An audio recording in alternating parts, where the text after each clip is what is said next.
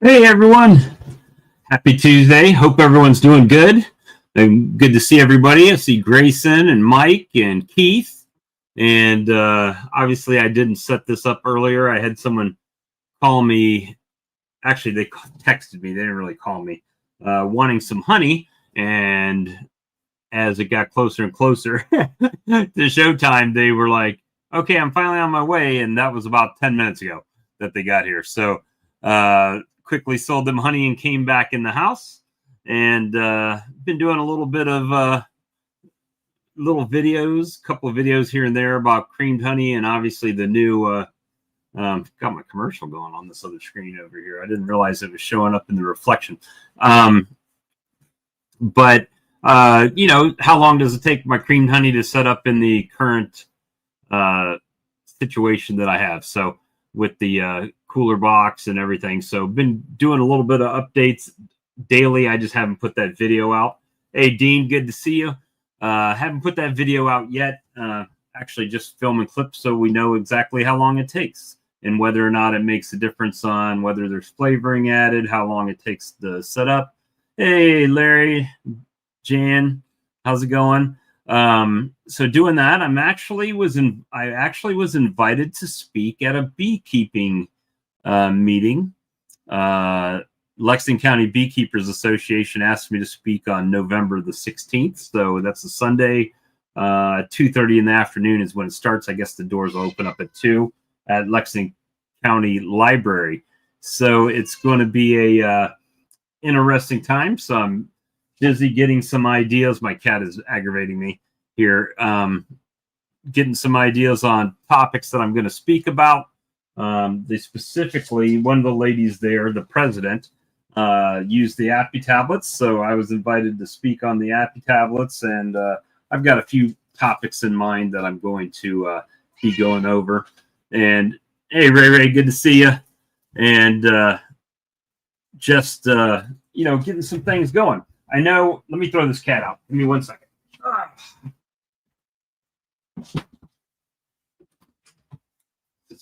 Sorry, cat was aggravating.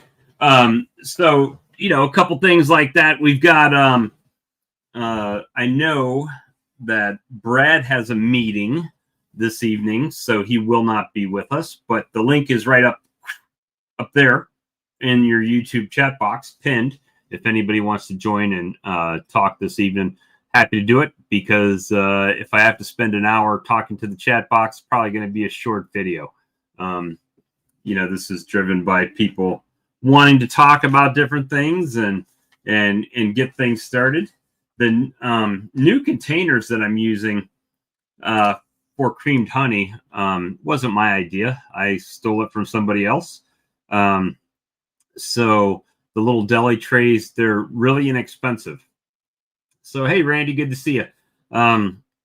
Really inexpensive to use for creamed honey. And so I figure it's like 12 cents for a lid and container. I got 240 for $49.99. So that's a pretty good thing. Hey, James, good to see you. So, you know, a little bit of things like that. Trying to work the Appymon corner here. Obviously, my new job. It's going, but it's I wish it was going better, right? Obviously, in sales, it's day to day. You never know what's going to happen, but you know, you just deal with it and keep going. For some reason, people that have tried it love it, and then there's people that just don't even try it, and then they talk smack about it. So, I mean, you got to give it the good college try there. So, obviously, I've talked about this product a little bit, the Viagra. It's really a good vitamin supplement, and the Beneral, as far as minerals, are really good. They're pretty inexpensive for what you get. The amount that you get, it's pretty packed. Does a lot of colonies feed, so definitely a good price for that. But this is not a sales meeting here. So someone click the link and come on in. I know Todd's still at work or probably just getting off, so he's driving home. And then he always has to cook on Tuesday nights, so I don't know if we'll see him. There's a few people that were working on computers trying to get their cameras going and everything and up and running. But if you are interested in going to the Lexington County Beekeeping Association meeting on the 16th, it's at Lexington County Library, the main branch in Lexington, South Carolina. And again, that'll be at November 16th. So I'm working on putting together a nice little presentation, and we're going to do a couple of things and try to hey Clay, good to see you. Try to do a couple of things that are near and dear to me. Obviously, Beaconomics will get in there, basically introducing myself and who I am and what I'm about, and topics that really get me going. Right? It might be controversial. I may never be asked back.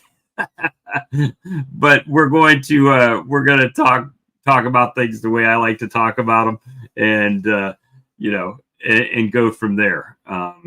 I think we just need to think about things from sometimes a different perspective, and not always walk to the beat of the drum of the marching band that's going single file straight through the parade, right? So that's kind of what I bring to it. No, the fondant is cheaper than the Hive Alive per pound, because I believe, unless they're running a special or something, you get 15 kilograms in the Hive Alive box, where you get 20 kilograms in our case. So it is a little bit better price because you're getting more fondant for a similar price. So it's a little bit better. But if you need something, definitely instead of just ordering it, message me and I'll put the order in for you. At least it gives me a little bit of credit, because there's no way of tracking if you go straight to the website and order it. I would appreciate that if you can. But yeah, so things are going pretty good. The season's starting to change, days getting shorter. Still was in the 80s today, so it's definitely the colonies are slowing down, but I mean the temperature would not suggest that. Hey Dot House, good to see you. And so with my colonies this time of year, I put feed on them and basically leave them alone.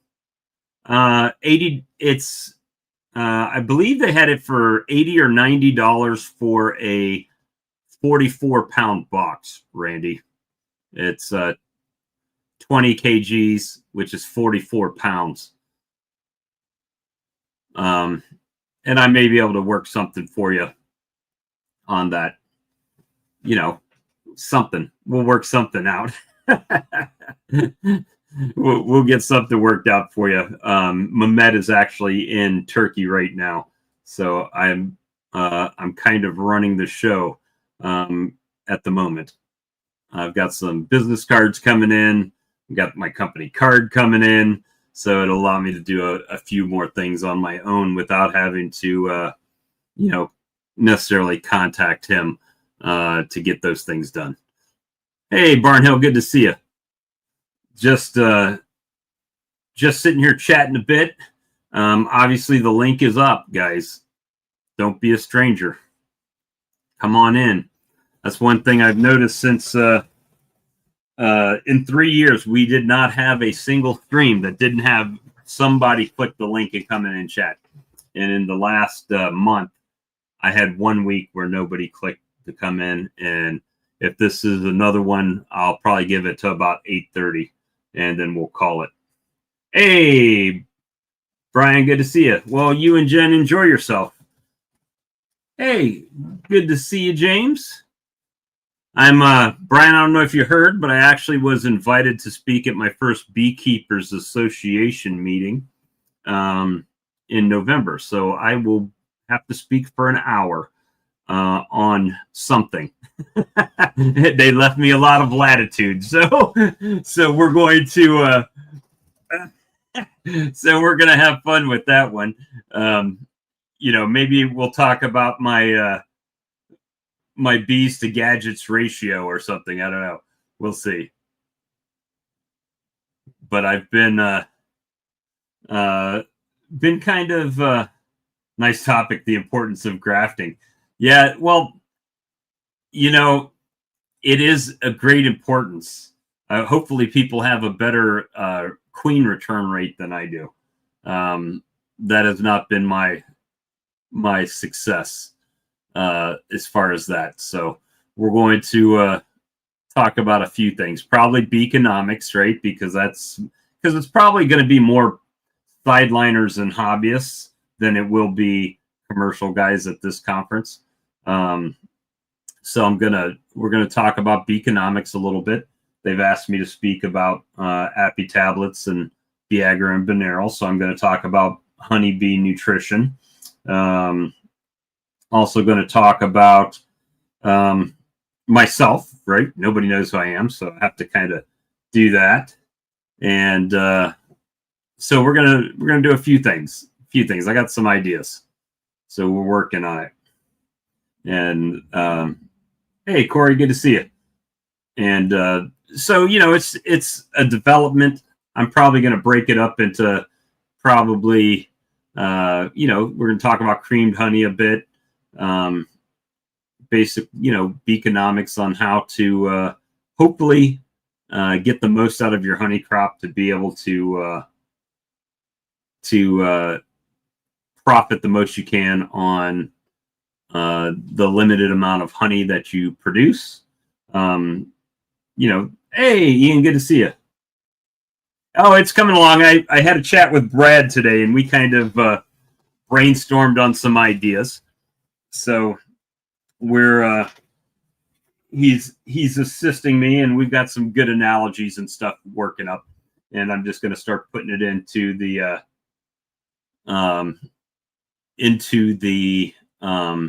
into a PowerPoint format and start working it up. Wouldn't be like any other presentation I haven't done in grad school or undergrad presentations or something like that. So we'll see how it goes. But I'm excited about it.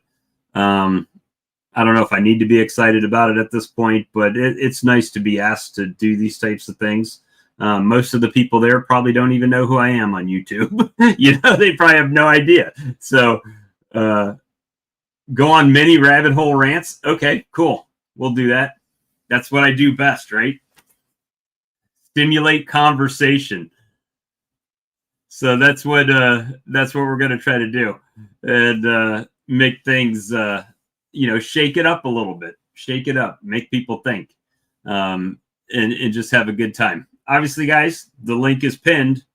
I'm not going to talk to the chat box for a long time. That's not me. So if people can't come in, then we'll just try again next week, and we'll keep it nice and short tonight then, if that's the way it ends up.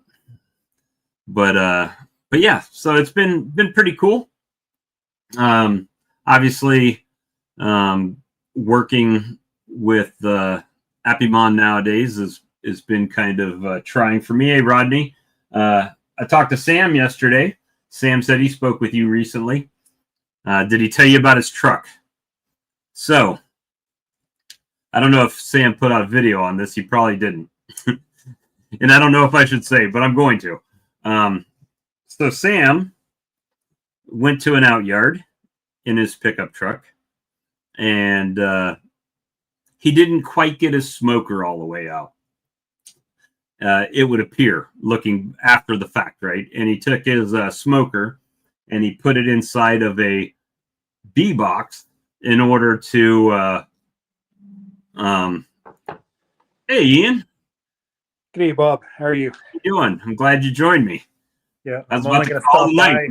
You weren't going to let me. I'm just stopping by for about 5 minutes because my battery is at 5%. I think that's horseshit. I think you're like, I'll give Bob 5 minutes. I'll tell him it's at 2%, and then I'll just die and go. So, what group are you speaking to? The Lexington County Beekeepers Association. So it's just a monthly meeting. Cool. Honestly, will it be? It's a little over a week until Thanksgiving. Will it even be busy? I don't know. How many people are going to show up? Don't know. I mean, so it's a good time to cut my teeth, right? It's maybe not that many people there. If I do good, maybe they'll invite me back at a busier time or something like that. But it's exciting. I think this time of year, guys are I don't know about down there. Guys are starting to wind down a little bit. Some guys start leaving the farm, start venturing off the farm. Maybe go to see some meetings. That's kind of what I'm doing this month. I'll be going to the Red River Apers meeting next week, and then the Brandon Area Beekeepers the week after that. So, just going to kind of disappear off the farm to get to those meetings. Well, you get to have an evening out. You could take your wife out for dinner. She doesn't come with me. Oh, then you get to go to dinner by yourself. No, what I do actually in Winnipeg is I sit in the meeting till about 9 o'clock, and then I disappear and I go to the university. My daughter's in residence there, and then we go out for a beer after. So that's the plan. Yeah, that's well, it's good. You get to go see your kids. Yeah, because I know you're tied up all the time. You don't always get to take that break, to go check in on them. But so it's going to be an interesting meeting. I'll try not to go down too many rabbit holes, but I am going to stir the pot because that's what I do, right? Well, I mean, that's discussion, right? You bring up the topic and just see where the audience lets you go. Definitely preface it with some of the stuff I will say will be controversial. But then I'll throw stats up that kind of prove my point a little bit just to get people to think, and then just let it go. So it's going to be fun. I was talking to the guy that started mentoring me when I first started beekeeping here, and he went out to an outyard and had his smoker, and he thought he had it all the way put out, and he put it inside of a bee box while he was traveling down the road, and he went inside to eat some dinner, and he came out and the back of his truck was on fire, so it did like $10,000 worth of damage to his truck. Oh no, I've had that happen, but not getting that far. No, the guys catch it before it gets that bad. Yeah, well, that's too bad. So I asked him, I said, well, did your insurance cover it? And he said, well, they were going to total out the truck. And I told him, no, don't, that I'll just get it fixed, right? Because it's the bed area. And if they total the truck out, then he's got other issues, right? So like replacing his truck because of the insurance, there's just a lot of hoops with it. So he decided he wasn't going to do that. But so just kind of winding things down. I melted some wax today a little bit, just doing little things. It was 84 degrees outside today, which is what, 40 C? 84. That would 27. That'd be high 20s. Yeah, something like that. Well, that's pretty warm. It was 10 degrees here today. -2 last night, so that's the second night in a row. I'm pretty sure it's a killing frost now, so that ends the season. So now it's go into the building time in a week or so. Yeah, I'm figuring about 2 weeks. I'm going to start poking them in. I have that refrigeration unit, so I can jump the gun just a little bit, not having to fear a later, late fall warm period. So now, it buys me a bit of leeway, so I can bring them in before November. So I've shipped 2 weeks. I bet you 2 weeks I'm bringing them in. Yeah, poking them in. I moved like 4 yards a little bit closer here this morning, just taking advantage of the cold. So I got some field edge yards moved up a little bit closer. So just kind of getting things ready. The bees look really good. I'm happy with it. Yeah, I saw the video where you pulled up the box and it was just slam full. Yeah, that's what they look like. I'm quite happy with that. And heavy too. So they took the feed well then? Yeah, very well. Yeah. Nice. They're not all boxes, I always show my best. But when we're pulling strips right now. Actually, I have the guy going out pulling strips. I'm on the field tractor. But when I'm with them going through and it's consistent, as good colony, good colony, good colony. Then I think we went through yesterday. We went through 300, and I only pulled 4 out. I assess them for losses or a failure, and there's 2 drone layers and 2 were just outright dead. So that's not too bad. All the rest are pretty consistent, big, looks good. I'm still But I think shaking you would very low prefer. bite counts. I mean, Brad and I talked about this morning. It's like, I've lost a few colonies since the honey flow, for whatever reason, whether it's hive beetles or varroa or whatever, just lost a couple.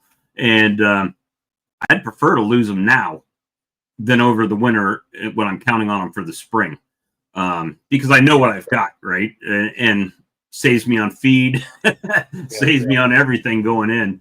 Not that I have a ton of colonies at this point, but I'm a little slow learner sometimes.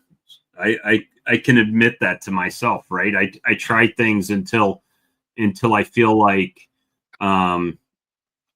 I just get to my wit's end where I don't know what to do anymore, and then I make changes, right? Like James came here 2 years in a row and said, "Bob, you got too many bees in this yard." Hell with you. Right? I know he's watching. That's why I said that. and I just kept it. And it was until the end of last year where I started moving some bees out to out yards. And that really showed in my yield per colony. I mean, I was down 50% of my colonies, but I only reduced my honey crop by 20%. Yeah, it makes a big difference. That's for sure. Yeah. We have lots through the summer. We have so many flowers. It's not a big deal. But in the fall, they start fighting for the resources, so it makes a difference for sure. Yeah. Well, it's definitely a learning experience, right? I mean, every year, and it just this year, I almost had a defeatist attitude with my bees, and not that I was not wanting to work bees or keep bees or anything like that, but it got to the point to where when I first started keeping bees, obviously I had a few hives every day or every couple days, checking in on them, see what they're doing. Ooh, did they build any wax today? Oh, did they build any wax today? Really messing with them. And then it kind of the second year, it was every couple of days I would go in and check them. And then it was once a week. And now it's like every 2 to 3 weeks, where I feel like I'm starting to do more front hive inspections. Okay, what are they doing? Are they bringing in pollen? Are they just flying around doing nothing? What's going on? And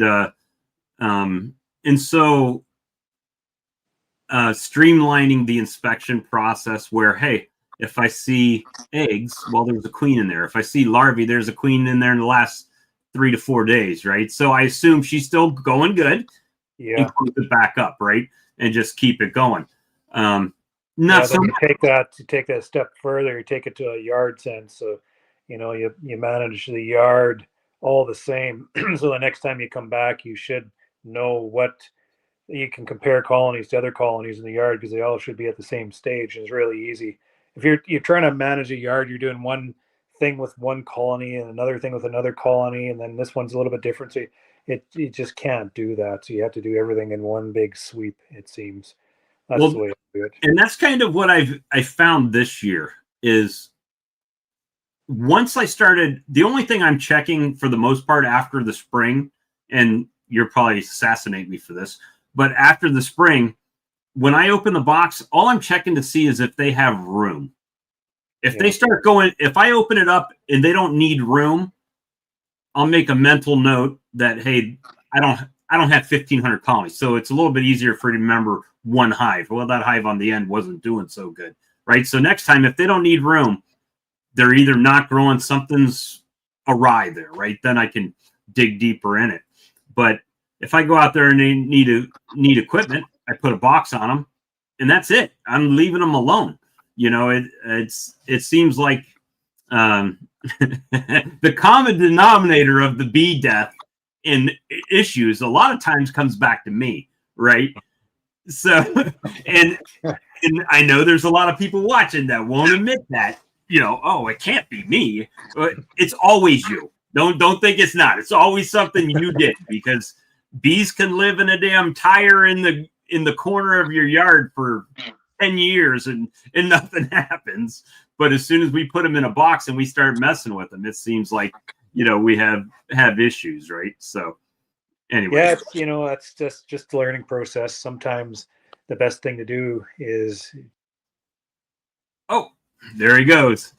Guess that 5%, the 5% caught up to him. So sometimes the best thing to do, and I'm not to finish or put words in his mouth, is just to let the bees do, right? Sometimes instead of making a bad move, don't make any move. Think about it, come back the next time. So let's see. Hey, Lisa, good to see you. Ian had just stopped in for a minute and then his phone died. He always comes with like 5% battery. So he always dies out on us. But if anybody else is wanting to click the link, come on in. I seen Lisa, you've been on a bunch of farmers markets and shows and stuff like that. I'd really like to hear how that's going for you. Leaving bees is no fun for sure. And there's Big Mike. Big Mike. Hey Bob, how are you? Doing good, man. How are you doing tonight? Not bad. Look, Ian Steppler opened up for you, so we're expecting big things to come from this conversation. his phone just died on us. Yeah, I was watching it. And so we just been doing the deal, man. I melted down some wax. Hey, Steve, good to see you, buddy. And I actually just did it on the stovetop, right? It's not always a pleasant odor, though, when you're rendering wax, the cocoons and stuff like that kind of can stink up the place. So I did it a little bit while my wife was at work. And I did it yesterday, rendered it down in a 5-gallon bucket, right? I went out of the pot into a 5-gallon pail and then dumped that out and then put the wax back in the pot and then ran it through a micro strainer, right? The paint strainer bag. And that did pretty good, but it still had some debris in it. So then I went down to a smaller container with less water and a new paint strainer bag with a piece of paper towel on top of it to kind of filter that through. So now I'm hoping that will get all the last little bit of crud out of it. But cleaned up the uncapper, scraped the wax out of that, sprayed it all out, cleaned it all out. So just getting things up. I'm probably going to be buying a little bit of paint to start as I bring boxes in. Just go ahead and repaint them, get them ready for the spring. And, I might wait a little bit longer when it gets a little cooler outside. Bees have been doing good. They haven't been too vicious, even though on the videos, when you put your GoPro on a tripod to film a video, it's like, oh, these bees are being pretty nice. They're being nice to me. They're not trying to sting me. I'm not getting stung or anything like that, but they're tearing up the GoPro, right? They're just going at it. So it's, hey, Kenneth, good to see you. So it was, people are like, oh, you need to use your smoker. Whatever. Use it later. I'm not worried about the smoker. If the bees are too hot, I'll just work some of them and come back and work at them next time. What are you using in your smoker? Just pine straw. Usually pine straw. Is that something you have readily available? All over the place. I can just scoop it up and take care of it. The bees are doing good, man. Even the cutout colony, that was the one that I was really suspect about. I really need, because they don't have time to really build out, right? When you get them at Labor Day, it's kind of late in the year, not much flow going. So you give them some feed and some stuff and try to get them going that way. And they seem to be doing good. I mean, I actually just grabbed some old comb when I was doing that cutout. I just grabbed some old comb, and I didn't realize a lot of it had wax moth damage in it. So I just took my hive tool and kind of scraped all the stuff that was wax moth damaged out and put that frame in with a little bit of comb in there. And next thing, they just fixed that whole thing in like a week. Fixed it right on back up.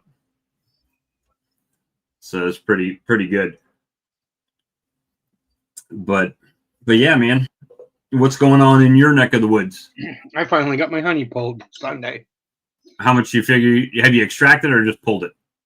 I've extracted 1,100 pounds, and I probably have another 14 or 1,500 to extract. You did good, man. You had a good year. Yeah. So. I find with my honey pull that no matter how many colonies I have, some of them aren't producing honey, right? I might say, oh, I got 40 colonies or something, but not all of those are actually producing. They're in all stages, right? Of trying I had 1 yard. I don't think I got a box and a half out of them. And another yard not far from it, I got about 2 boxes.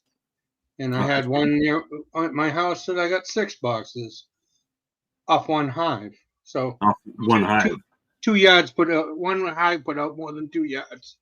I had one hive out at the out yard out there that it was just crushing it for whatever reason. It was just producing and producing. The other ones were kind of struggled with honey production this year, but that's okay. As long as they live till next year, even if they decide to requeen themselves in the spring, I'm okay with it. I've seen some people still selling queens down in Florida for like $28. I'm like, man, that'd be a gamble and a half there, unless I was just replacing the existing queen, right? If I was just taking her out and moving her to a nuke box with enough bees to keep her going and some brood to hatch out, that might work, and then replace the queen in the mother hive could work. But at this point, it's just a little too late in the year for me. Even though the temperatures are nice and we've got goldenrod going right now, you just never know, what's going to happen. So we'll just play it the way it is. Play the ball where it lies, I guess. But yeah, that's kind of it, man. Just doing a little cleanup and working and trying to render a little bit of wax. And I'll go through the old combs out there and probably start scraping some of that into a 5-gallon bucket and slowly just render that down. Because those little paint strainers seem to work pretty good. I've taken like the brood comb and stuff, and I have a regular wax melter, and I just put it in those bags and tie it off, and then just push it down. So all the slum gum's right in those bags when I'm and then the wax just leaches out of the bag. Yep. I got mostly what I got after the second melt was just a little fine crust stuff out of there, and now it's looking pretty good. It's just only I use a big 40-quart roaster most of the time. Just dump it in there and turn it down low, and then I ladle the wax off the top, and it's almost perfect. That's kind of what Mr. Sam does, but he hasn't, at least the last time I was out there, he just kind of always ended up ladling slum gum off the top because he didn't really put it in brew bags or anything to keep it separated.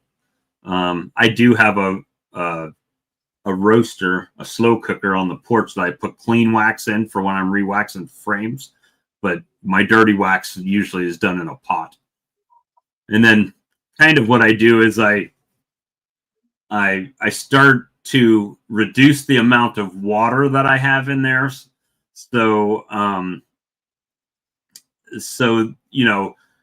obviously in a 5-gallon pail, it's tapered.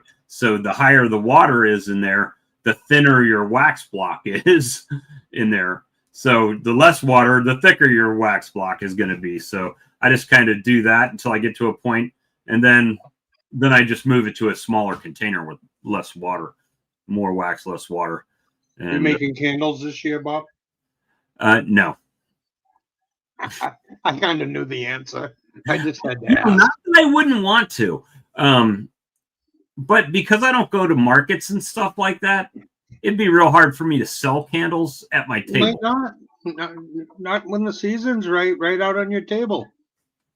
Yeah, it might do okay, I guess. I Seem don't. to have The quite a mold. few women stopping by. You have to sell about 40 pounds of honey to pay for one mold of a candle.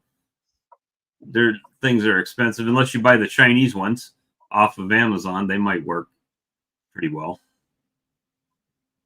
Let's see. I've got about 25 wax molds. 25 molds. Yeah, I haven't made I actually, that. after I did that last little video about the new creamed honey containers that I was using, I started looking at that video. I was like, man, I got way too much crap over here in this corner. So I started throwing out a bunch of boxes and stuff that I had from, jar boxes that had that foam in it. And I just started throwing them all out to get them out of there. It looks a lot better over there. Still has a lot of way to go, but it looks better than it did. And I'll tell you what, I've got so many jars of honey from people that my whole kitchen table, and when I say my kitchen table, you have to keep in mind what my kitchen table is. My mom was German, so it's one of those German corner benches, and it's got this massive, like 3 foot by 3 foot table, and it's jars of honey, mostly jars of honey from people. So it's like, wow, it's nice to get them, but at some point it's more honey than I can eat in like 5 years, right? So it's kind of crazy. Yeah, it's lots of honey, Rick, lots of honey. So it's so just trying to clean up and get things organized where my house doesn't get out of control, because I don't have any, other than my honey house, I really don't have any outbuildings to store anything in. So the jury's still out for me on the temperature controlled cooler. I'm just trying to, every day I've been going out with my GoPro just to do a daily update on what the status is. So I can do a video, okay, day 1, day 2, day 3, to see where it's at. And it's been 3 days, and it's pretty set, but not all the way set. So, and then the ones that I had flavor in that I did later in the day, they're still a little liquidy. So we'll see how that goes. That's just kind of one of the things I'm doing right now. I like the glassware, but these things cost almost $1 a piece off of Amazon, the smaller ones. But more than that, it's the weight, right?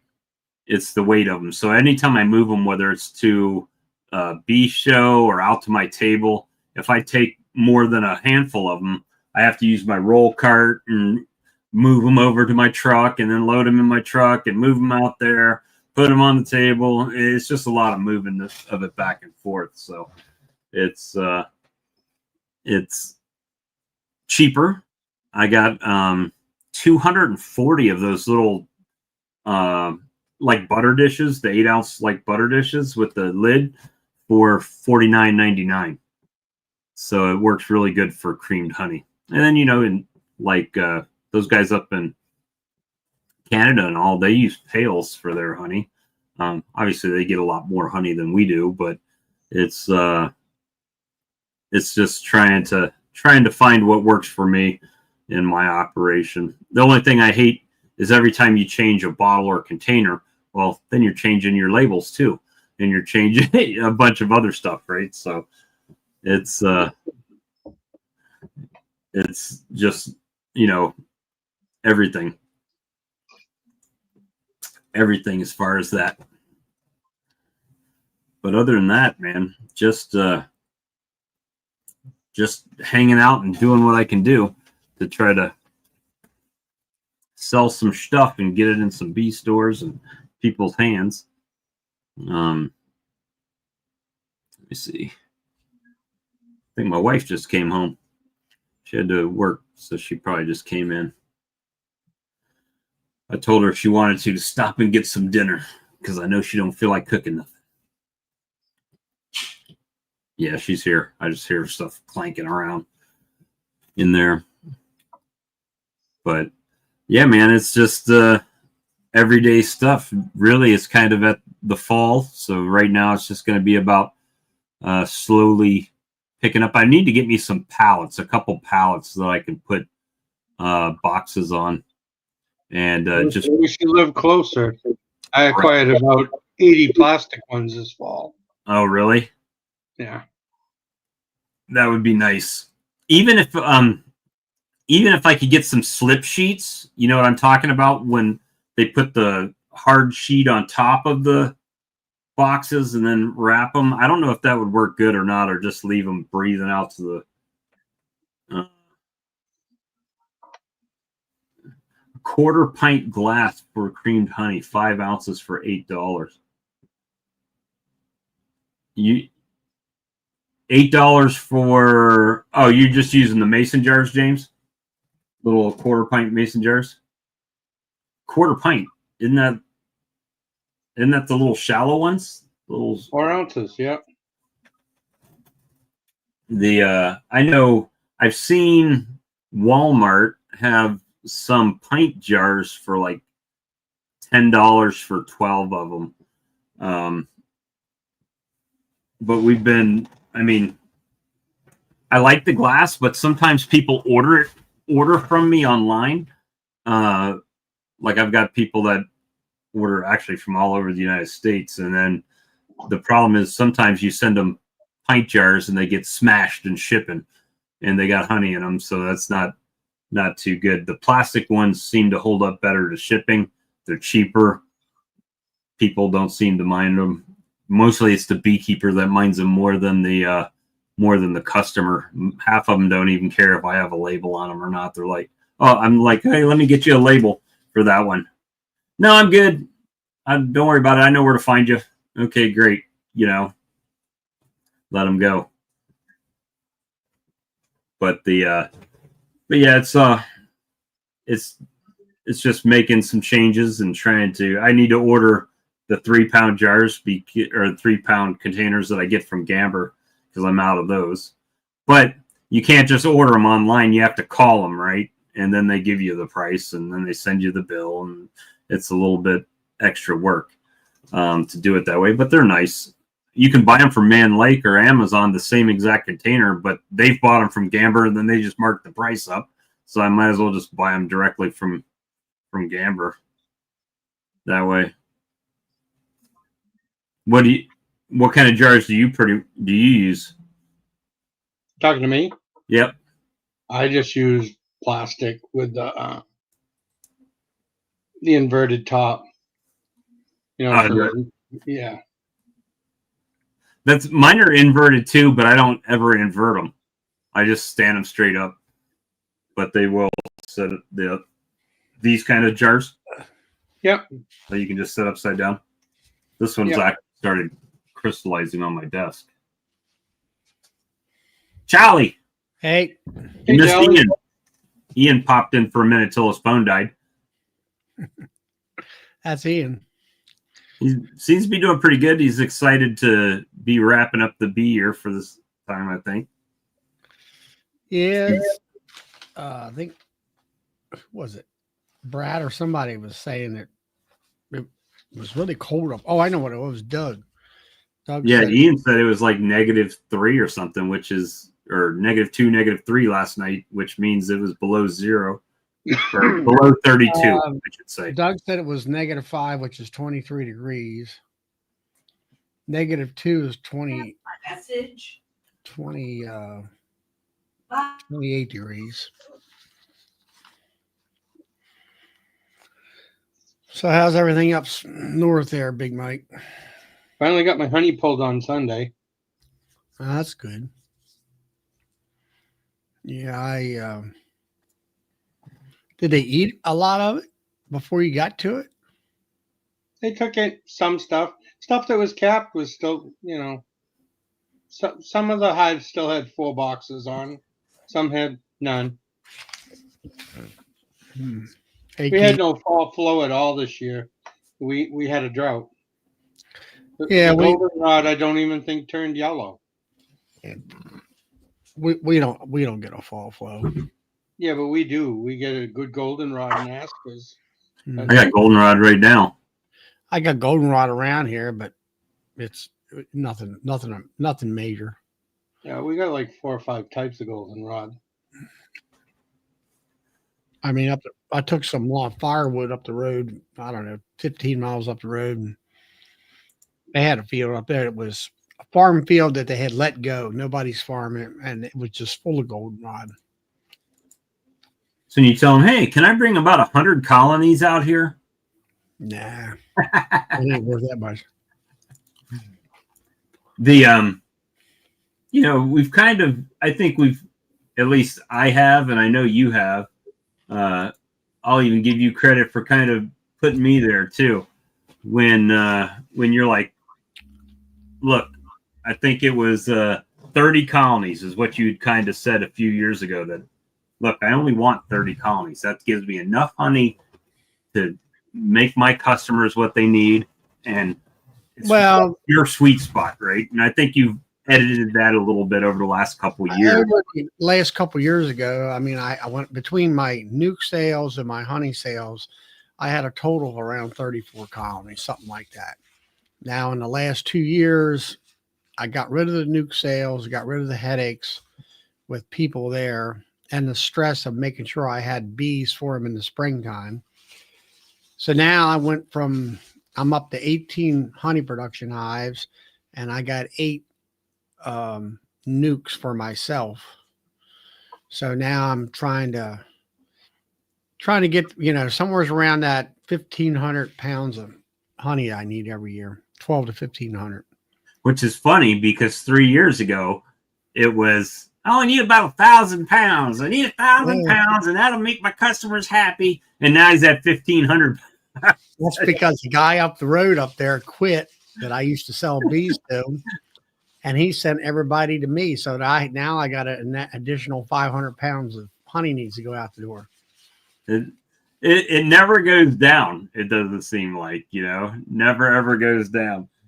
I'm sitting here sweating it right now because it's not even November, and I've got about 6 buckets worth of honey, maybe 7 worth of honey that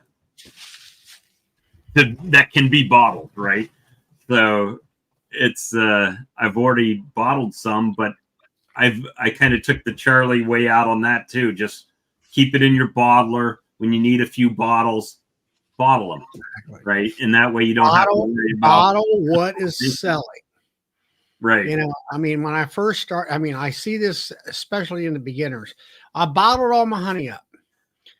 Well, if you only got one size bottle, that's okay. But at the time, I had bears, a half a pound bear, a 1 pound, a 2 pound, and then I went up to 3 pound. And now I've gotten rid of the bears, and I got 1, 2s, and 3s. And 3s used to be, if I sold one of them a month, I was lucky. Now I'm selling, they're still lacking behind the 1s and the 2s. They're neck and neck, but the 3 pounder, it ain't too far behind anymore. They're coming in. I got some customers coming in. They'll get, instead of 1, they'll get 2 at a time. One lady was here this past weekend. Well, I'll see you in a month. Come back for another 3 pounder. That's the same thing. I used to not, or I would sell a quart jar. But the expense in the quart jars and the amount of space it takes in my warmer, hey Kim, made it one of those things that really didn't make it very easy. And last year I made the big mistake is I did like 9 or 10 cases of pint jars right off the rip. I had them, I just jarred them all up, and then Then I was having to move them from the case to the warmer, right, to get them to keep them liquid, and then to the table. I was just moving them all over the place, back and forth. Or I would go to sell one, and I'd pull it up, and it would have like this, right, a little bit of crystallization in the bottom, and it's like, oh, well, can't get you that one. So now I'm shuffling through to find one that hadn't started crystallizing yet. And keep it in the bottling tank. It's always there, ready to go. I mean, I average, depending on the sales every week, I might bottle up 20 pounds every week, 15, 20 pounds. Well, that's what I'll do is I'll bottle up enough to go on my table. Right. And then whatever's left over is what pulls me through the week. And then before I go out next week, I'll bottle up what I need for that week and kind of do it like that, which, yeah, you're bottling more often, but it's so what? Yeah. Then I come out and say, this was freshly bottled this morning for you. But I mean, I'll go out there and I'll bottle up. I think last week I did it. Now this week I probably won't bottle much. Last week I bottled up 21 pounds, something like that. Mm-hmm. But I keep in the back room. At the office, I have 3 of each, 3 threes, or actually 4 of each, four bottles of every size. And then in the back room, I have my storage area where I'll have 10 1-pounders. I'll start out with 10 1-pounders. 8 2-pounders and 4 3-pounders. It used to be 1 or 2. Now it's becoming so much popular. Then I had to increase my storage capacity. And all I'm really doing is I'm going from my storage room back to the office where I usually sell, or if they come to the house, I just, right out of the storage room. And then I'll get down to where I need 5 1-pounders, and maybe I've sold out of all the 2s and maybe a couple 3s. Replenish that, and then I'm good for another week or more. Sometimes I wouldn't bottle in a couple weeks, and then sometimes I'm bottling. Sometimes in a real busy week, I'm bottling twice a week. Those 3-pounders, people buy them. Mm-hmm. I was surprised. I mean, Charlie and I have a similar living situation. When I say that, means we live on a busy road, but we live out in the country a little bit. And when you come out to visit us, are you going to come and buy 1 pound and then have to come back next week or the week after? Or are you going to buy 3 pounds so you don't have to come back for a month? Right. And I found that over time. Depends on the customer. Some people are coming here just to buy the honey. Some people here will buy lumber. Oh, give me a 1-pounder. Like a guy came in yesterday. Well, I couldn't. It was a piece of fancy trim. I just couldn't. I didn't have it, and I didn't have no way of making it either. So I don't know. We get to talking, and I know the guy, and then he said, "Well, look, give me a 1-pounder." I guess it's kind of like, here, let me help you. I want to buy honey from you. So he did. So, and then I had another day, one lady came in, she wanted a 3-pounder. And then that evening, here comes another one in, wants a 3-pounder. And then she's the one that said, okay, I'll see you in a month. Then I got the mermaid. She'll text me, and I'll need 4 3-pounders. And then I won't see her for beauty of several months. The beauty of the way you and I do it, and I do it because you taught me this. All of the bottles use the same lid. Mm-hmm. So you buy 1 case of lid, it's got like 1,700. That's when we first met and got together with Lee. Mm-hmm. I said, you guys were going out to Amazon or something like that, but you only could get 12 bottles at a time.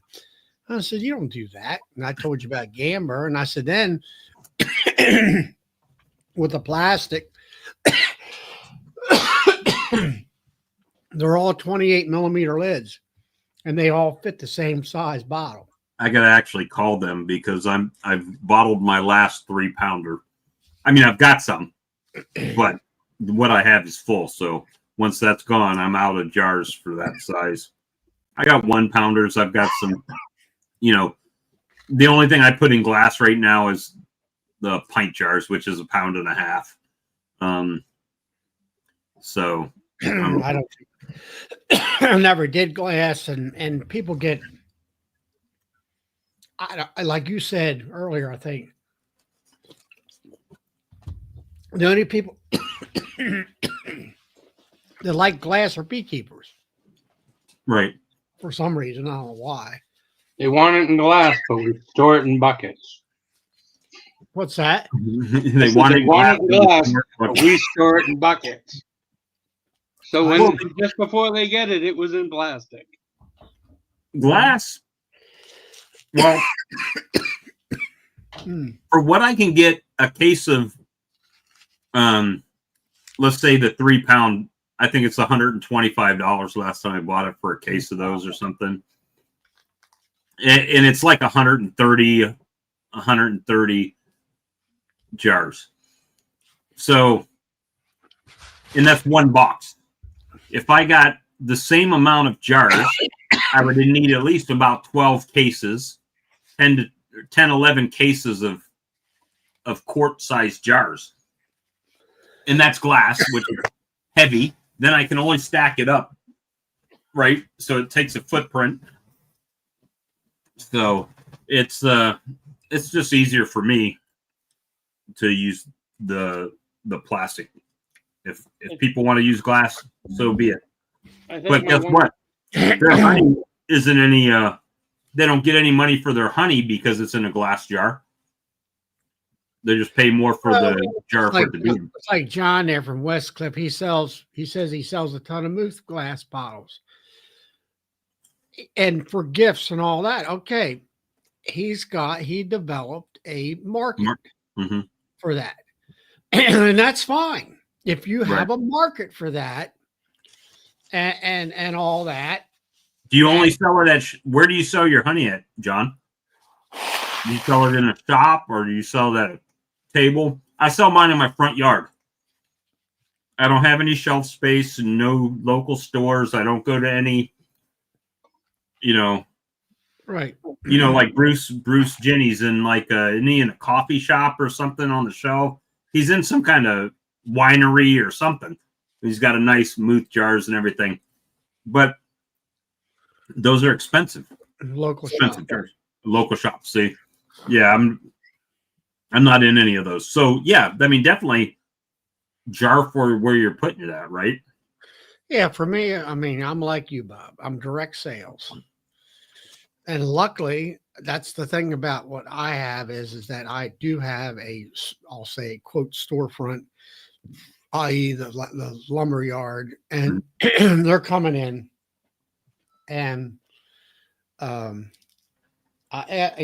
people, they just, now I've got either lumber sale people coming in to buy stuff, or, they're coming in especially just to buy honey. And yeah, I got that clientele built up. Well, it's a, someone like Brian Zavada, they're at markets every weekend. Maybe during the week too. I don't know. I haven't spoke to him that recently to. Well, he's just finishing up markets right now, and then he has that Christmas market. I think it is inside. And hey, Scott, and yeah. So see, he said he's going to be hitting as many markets as he can in 2026. And that's great. You all want to go there and sit for 3 or 4 hours? That's fine. I'm not. Now, I will say this, which is odd to me, but so I've been to a few beekeeping conferences, right? And the amount of honey that I sell to beekeepers at a bee show, at a bee conference, really is kind of astonishing to me. Yeah, but because you're selling honey to people that produce honey. Yeah, but they want to try a different honey. Well, and I only sell creamed honey at the shows. I don't bring my regular honey, just creamed honey, right? So it's kind of interesting for me. But in a situation where they don't do creamed honey. Some people do, some people don't. Some people get it because they want to try how it's different from their honey, like you were saying. I had one guy come and taste my hot honey. He sells hot honey, but he uses dried peppers. I use fresh peppers, so it's a little bit different. So we had a nice discussion on my process to do my hot honey compared to how he does it. So that, it was neat to do that. Now, he didn't end up buying any, but a lot of people that were just walking around taste the honey, and they're like, oh, give me a jar of this lemon and give me a jar of that, and, sell $300 worth of honey at a beekeeping conference in a day. That's pretty good for people that, that are only there to, creamed honey is a special market. It is. Last year or last year at Nobby, there was somebody there selling honey, and it was creamed honey. And we tasted it, and we said, I said, I like this. He sells out every year. I like what he is selling there. And I bought some. I bought a jar from him at the Hive Life when I was there. It was a flavored honey. Hey, Pete. I'm sorry I'm eating dinner in front of everybody. No, Kevin, there's another guy that goes every year at Hive Life. You remember when you came in, where me and Lee were, and you came in, he was right on the left, right next to Bob Benny, right on that corner. Yeah, I remember.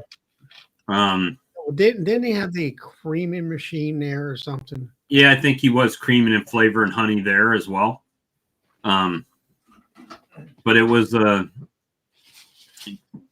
Kevin. I met Kevin. I've done a few things for him on the laser, and I had but even then, Kevin, he may have been creaming honey, but he didn't have it at the show that I'm aware of that year.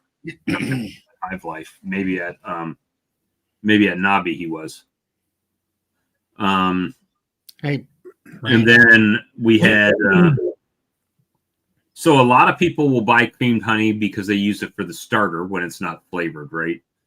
So or for seed. So I don't need the creamed honey because I can sell all the liquid I can get a hold of. Right. Well, I only do a portion of my honey as creamed, just to try to add a few extra dollars on there. I think if I could get it, I probably, like you say, you got to give them some samples, and then you'd build a market up pretty quick with that. I've actually been breaking my own rule this year, where if someone buys a lot of honey, when I say a lot of honey, if they're buying $100 worth of honey, I'll toss them a free creamed honey to try. Just whatever I have the most of, or a hot honey or something like that, to try to give them a taste. Yeah, because up here, there's so many people out there that when you say creamed honey, they have no idea. No idea. Well, I didn't either, right, when I started. So it's definitely a specialized thing. Charlie, when did you start listening to the stream? What do you mean, tonight? Like tonight. Were you here the whole time and then just came in, or you just came in when you got home? Type of situation. I don't know. I think right after Ian popped off, I guess. When it was, I had a bill or a quote I had to make up. The Unlikely Beekeeper. What did you say his first name was? What's that? The Unlikely Beekeeper. You called him by his name. Oh, Scott. Scott. All right, Scott. So I've been doing a half-pound jar. This is a 6-ounce jar, half-pound jar for $10. So a half a pound for what I get a pound of price for, so it's like twice as much. I know there are people that live in. He lives get up. more for their honey. He lives close to York, Pennsylvania. He's about an hour north of me, I guess. Yeah, I know there's people that get more for their honey than I do. I live in a rural, probably one of the, like, I'm right around the capital, but probably one of the poorest financial areas around our capital. So I don't get $12, So $15 a pound. What Bob's trying to say, he lives in the ghetto. I do. I live in the hood.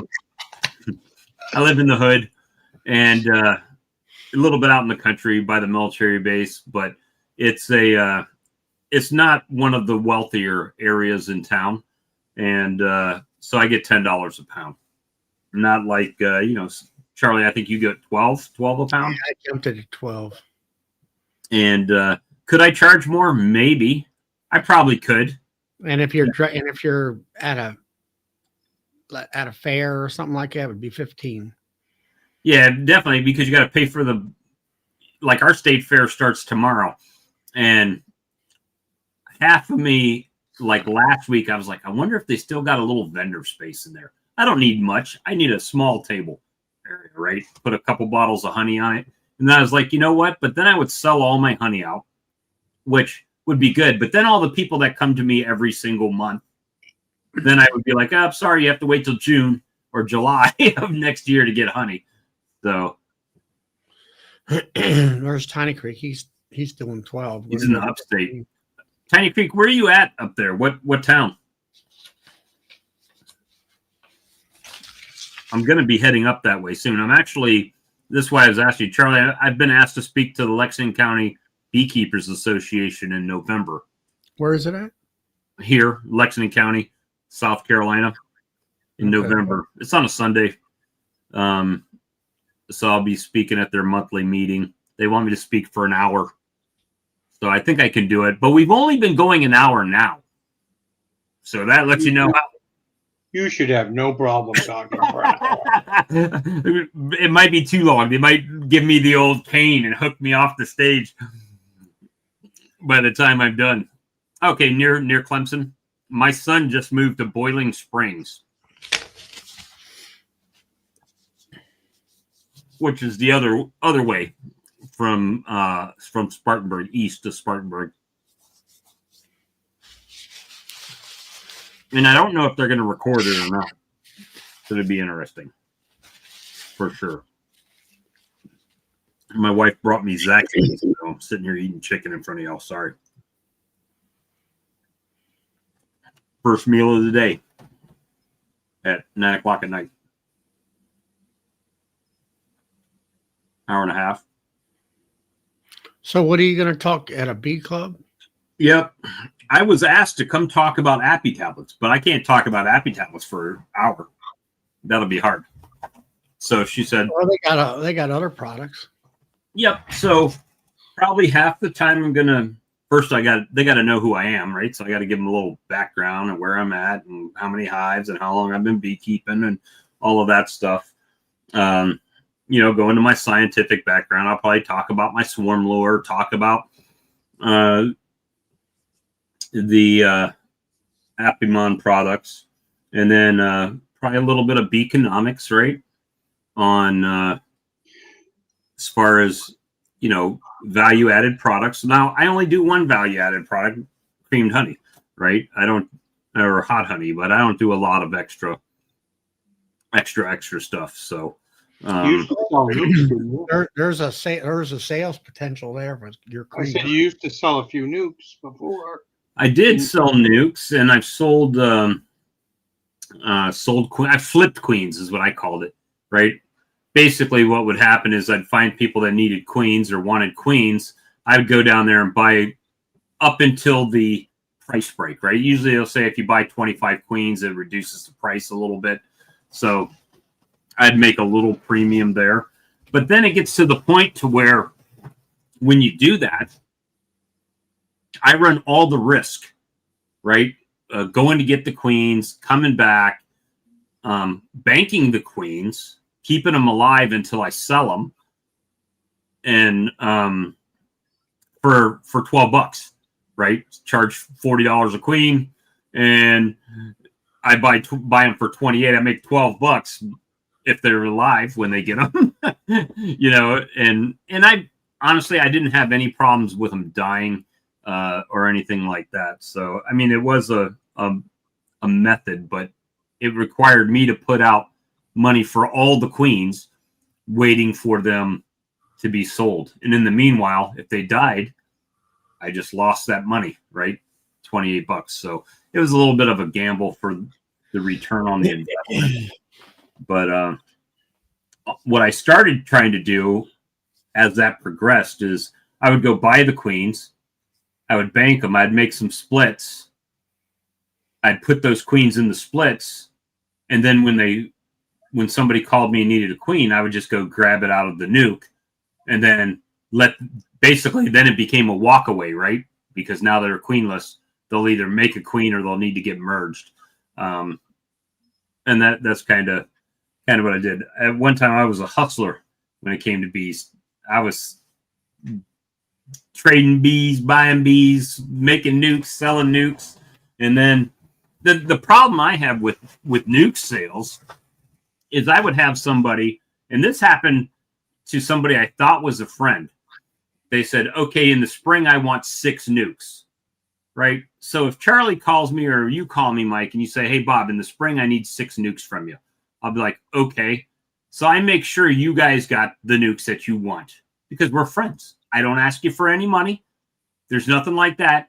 It's just you and I have discussed that you want these many nukes, and I've gone through the hassle of making them and doing everything. And then you call the guy, and he's like, oh, I'm going to get the nukes over here because they're cheaper than your nukes, even though he had to drive an hour and a half to get them, right? And so if you and I talk about it, and I tell you how much they're going to be, and you say you want 6, to me, that's as good as a handshake deal, right? I would have bought them even if they were more money because I said I wanted them. That's the point. So then the person says, oh, well, I ended up going down here and getting them. I don't want your nukes. Well, at that point, now I've got nukes with nobody to buy them, right? And But you learn a lesson there that business is business. Give you the money up front, and then they're yours. If you'd had a second yard, it would have been perfect. Yeah, business Could have is put them right over there. whether Right. you're friends or not. Whether you're friends or not, business is business. So I've learned a lot in the last 6 years. Now, Grammy, I don't think people are taking deposits anymore. I think it's like, this is how much the nukes are, and Money up front. give me the money, and in the spring, we'll email you and let you know when to come and get them. That's how it So- works. I haven't seen Mark Miller in a long time. Hey, Mark. As I'm slowly eating chicken wings. She got me teriyaki wings. But yeah, there's definitely a learning curve. And every year you learn something else, right? Every year. The first time I bought queens from Michael Palmer, he said he was shipping them. And I'm like, how do I pay for them? He says, I'll send you a bill. Old school, like send him a check back type of thing. Yeah. But it took 3 weeks after I put the queens in before the bill showed up. They could have died in the meanwhile. No, it was 3 weeks after I'd installed them. I finally called him. I said, are you going to send a bill? I've been really busy. It's going out in the mail tomorrow. You called him back to be honest about the money. Yeah. This year I bought queens from him, and I sent him a $50 bill in cash and said, have yourself a steak and a beer on me. Thank you. Now, does he how much does he charge for his queens? They're pretty spendy, aren't they? No. His arms? No. It depends on how many you buy. It's like $35 maybe. It's not terrible. I usually Correct. pay. I buy a lot of his overwintered. Hey man, you have to change your name if you want to come on the screen, because I'm not going to put that word up on my my live stream. Somebody joined the chat, and I've never met them, and they have kind of a bad name. So That sounds like a scammer. could be. I don't know them. We open it up to anybody, but within reason. We've had some bad stuff on here. And Overwinter Queens, huh, DC? Is there truly such a thing? yeah, I don't know. So, That's Bob, the, I run the mini mating nukes. You know, the small frames like Brett. Yeah. But mine are 4-ways, and they're complete boxes. And when I'm overwintering, I pull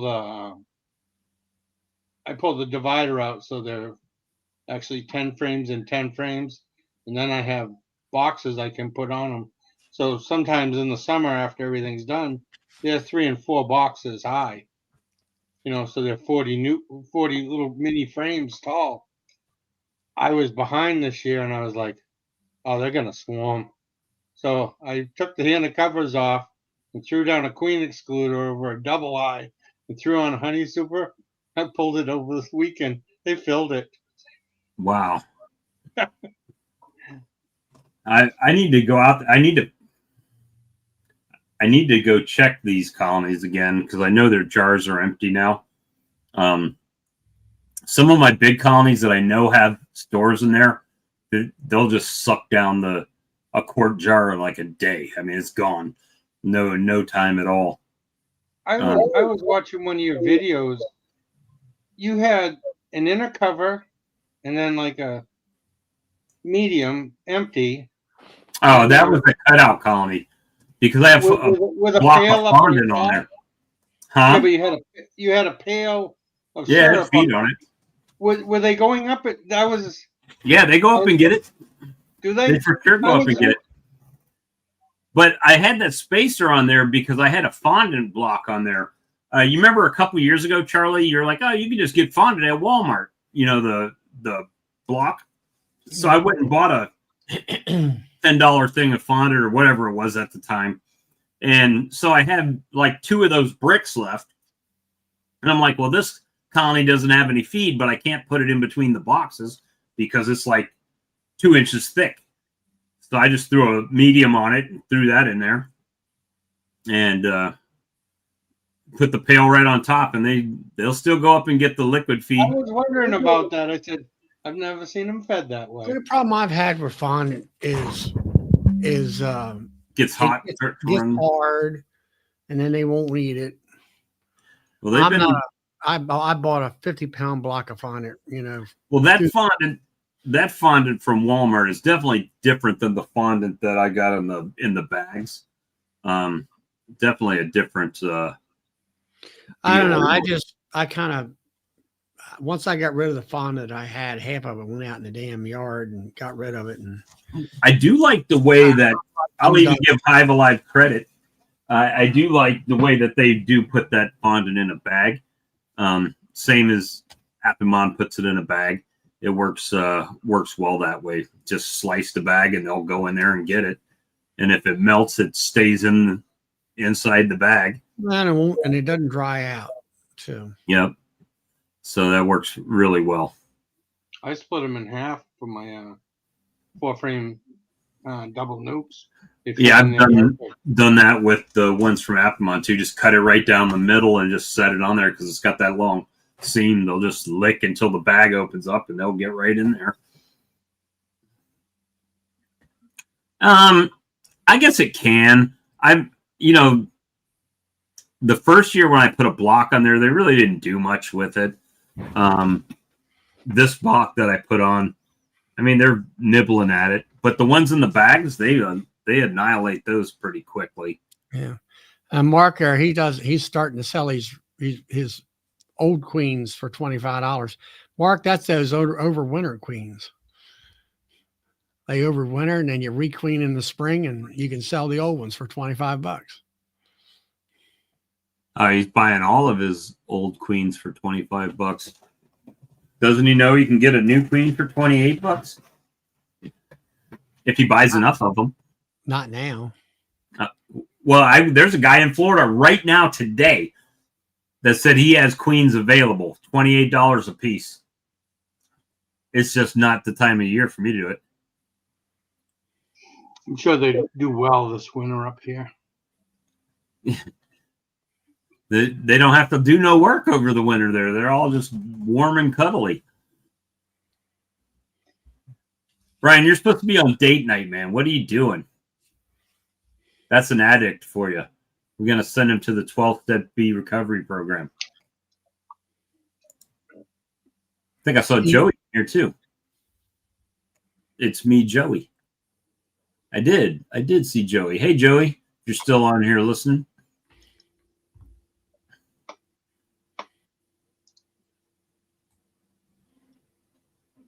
That's it, man. I need some queens. I just don't know that they would do me any good right now. I've done it before. I did it. Was it year before last? Yes, year before last. I bought some California queens from Jose, 25 of them when he had an end of the year special. 0 of 25 took. Not one of those made it. And then, actually, I think that's a lie. I think I bought 50 queens. And then the first ones I put out into colonies, and I banked the other one for 2 days. And after the 2 days, all that was in the bank was dead queens. And would they sting them or what? I don't know how they could sting them through the cage. Unless the only thing that could have happened is that the worker bees in the colony talked to the attendant bees, and there was a coup and overthrew the queen that was in the container. But anyway, I got a late season queen and it never took. Jose sent me the following year, and it was in May. He sent me 25 queens to replace half of the ones that died, and which was noble of them. And not one of those made it either. So I just gave up on, and I think it's just it could be the flight, could be the in the box with the FedEx truck, who knows? And yeah, DC, I got the easy peasy cages. I like them. You like them a lot? Yeah. They when I started making queens again this year, and the easy peasy, everything fits, the JZBZ cup fits in there and snaps in, and it gave How me much are those cages? Huh? How much are the cages? I don't know. Well, you're rich like that. I understand. I got to know. How much are those cages? So anyway, I put them in there, and then I did the frame, the banking frames, and they, when it came to making that queen's hatch in there and being fed right away, it all worked out really nice. My biggest problem is getting them mated, and I need to work on that. That's my issue. I'm going to go back to what I used to do, is just put a queen cell in a mating box, and then I need to get these hives up running where I'm pulling a whole. I bought them direct from the man that makes them, DC. That's what Sam. That's what he does. Is he'll usually, he's not grafting the cells, but he'll cut a cell off a frame. He'll do a walk away split. And for what he does, it works. That's how he's been doing it. That's, he's okay with that.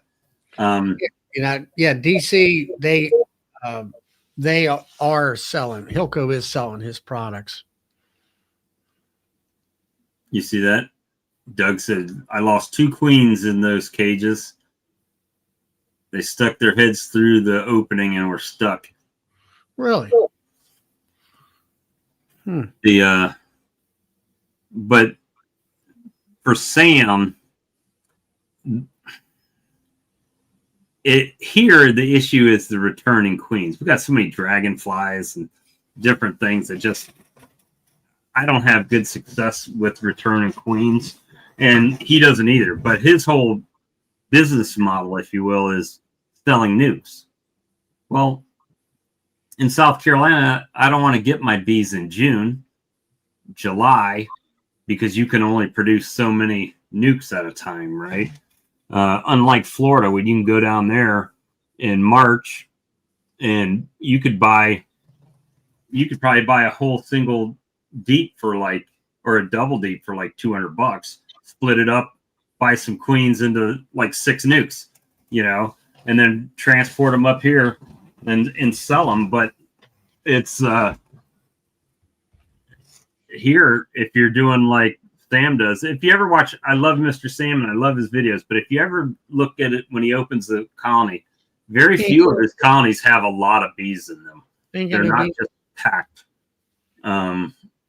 So it's hard to use a small cluster of bees and to do a walk away and get that queen back mated to build it up to a nuke to be able to sell when you need to sell nukes right in the spring. So he gets this list and they just kind of trickle, or people will call him, hey, you got a nuke? Yeah, I got one. He'll make a nuke up and get his going. In your situation, you got to go back to where people know that you're going to sell nukes. You get your money up front and you know how many nukes you need, and you run across the way and pick them up, or they deliver. I just need to go to these local bee meetings and say, hey, I'm going to go get nukes or packages like you do in the spring. How many do you want? Exactly. And I'll go get them. Yeah. Well, the thing of it is, you need to, kind of get yourself set up with that and hooked up with the supplier. Oh, honey. But, I was offered that situation, and like you say, it's sort of the stress of it, I'll say. And then you got to deal with all them people. And it's like, are you ever going to show up and get your damn bees? Right. It's just like us, they're all hot to trot about getting a log sawed, and then you get it sawed and it's like, they want it like the next day. And when you get it done and it's like the novelties wore off and you got to beat on them for a month to finally get the lumber out of here. And I don't, bees are more perishable than lumber. I ever thought about being. Right. I mean, that's the thing. It's almost like, hey, this is bee pickup day.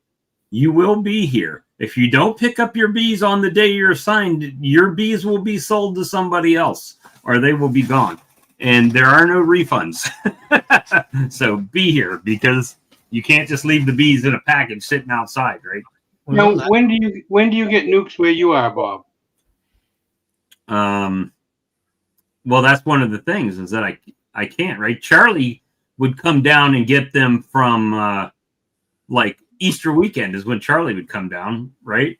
Yeah. And but I mean, when if you were to make nukes or have if you had overwintered nukes, when would you be selling them? Oh, I could technically probably sell them in February or March. Yeah, because see, it's warm I saw mine the second week of May. And we have people getting packages and it friggin' snows up here. You let me know. We'll work a deal. You say, hey, in the snowstorm. Hey, Bob, I need you to go down and pick up these packages and meet me somewhere up on the road. And we'll swap them over from truck to truck. I don't need any more hive beetles than we're seeing already. They'll freeze over winter. No, I should have taken a video because I made a mistake like I often do. And so, I did those cutouts. And the comb that was in the plastic bags, I put in my tote so the bees could clean up the honey and the mess and all that. And it was my intention to go get the wax to render it down. However, I went out there today after rendering that one bit down, and I went out there, and there's so many hive beetle larvae and wax moth larvae in my feed tote now. I mean, a lot. It's like the beetles found that tote and they just destroyed it. But all the beetles and the larvae are in the tote. They can't get out, so they're just going to cook in the sun and then they'll die. But there's a lot of them. So Brian says he gets his nukes around the middle of May, or their nukes are ready in the middle of May. Yeah. So my problem is I can't get queens, right? If I could get queens early, like go down to Florida or somewhere and buy a bunch of queens, and I could make nukes as long as I made sure I didn't take the queen out of the mother colony, or take the queen out of the mother colony and re-queen all mine. Would probably be the better way to do it, and sell the overwintered queen. But that doesn't make me feel warm and fuzzy, because what happens if she gets out there and fails because she's just too old or run out of steam or whatever the case is. You wouldn't want to sell a bad queen. But then again, when you buy a queen, you don't know if it's bad when you get it, for most of the breeders. Did you guys watch the Bob Binney video that came out this weekend? Yep. Where they were going over the study? I found that quite interesting. I can't wait to see what the difference between the queens were. Yeah, that's part 2. We have to wait. He gave us a cliffhanger on that one. What I found was very interesting was it Roxanne? What was it? It was 2 commercial, like Roxanne, and he did some between the frames, some on top of the frame. But his homemade Swedish sponges did the best. Yeah, they had the most in it, and then the Canadian one did the second best. But what I found was the most amazing thing about that whole thing was the Roxanne, the retail available. I think it's Roxanne. I might be quoting the wrong product, so don't crucify me.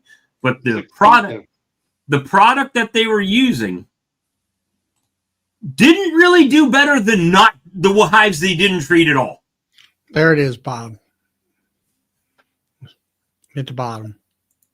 Oops, add the stage. So right there, no treatment applied was 2.7. There was a 2.8 on the top bars with Roxanne and a 2.4. So not treating them at all was just as effective as using the Roxanne. But you got to still see which queens were what. Yeah, I mean, we do have to see which queens are what. The thing I get is phone lines do pretty well. Yeah, the phone lines were doing. You got the Roxanne and you got the Canadian, and there's really no difference I don't see. All right, you got Roxanne in the comb 2.4 and Canadians in the comb a 1.5. So you got a 1% difference. Big deal. But the experimental strips kick both of them, and they're cheaper. Yeah, 0.9. They're cheaper with everything but time to make the experimental strips. Right, it does take time to do that. But at $90 a package or something like that for the Roxanne, and you got to use 6 or 7 of them in a double deep, it adds up quick. There's only but if I saw these numbers the way they are right here, without any other information, if I just saw this, I'd be like, well, then why am I treating at all? If I get a 2.8 or a 2.4 or a 2.7, it's the same pretty much. Why even treat it all at that point? That's but it's keeping the mites down. Yeah, they very clearly said in there that they're not eliminating it. They're They're keeping it at a level playing field. So that was pretty interesting to I me. had quite a few friends use the Roxen this year, and they liked it. I bought it. It's sitting on the stairs still. You sound like me. I went through. I was telling you, I was cleaning up that corner of my kitchen with all my honey stuff, and I found the Apivar strips I bought at Hive Life 2 years ago. Right, I guess going on 3 years ago now. We're still in the Ziploc bag over in that corner. I'm like, well, they're probably as useful now as they were when I bought. It was when I bought them, effectiveness wise. So I don't treat. I haven't treated for 2 years anyway. I supplement, but I don't treat. That's the official word, that I supplement my bees. Well, I mean, there are people out there that, are treatment free. I mean, 21st Bees. Randy He doesn't McCaffrey, treat. Mr. Ed doesn't treat. Randy McCaffrey doesn't treat. Now they also do a lot of cutouts and replenishment, and survival of the fittest. That's it.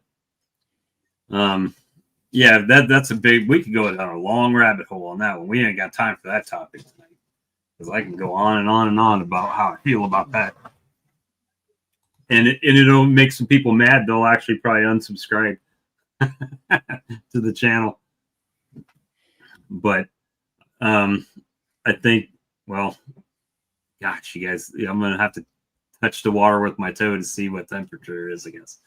But there's nothing I haven't said to like Corey Stevens and Dr. Underwood and people like that I think it's great.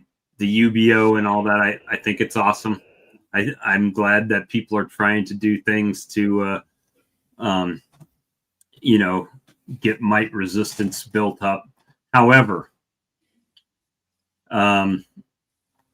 with the way genetics work, and not that I'm a genetics expert, I'm not saying that. However, how long did it take Homo sapiens to just change from cavemen, right?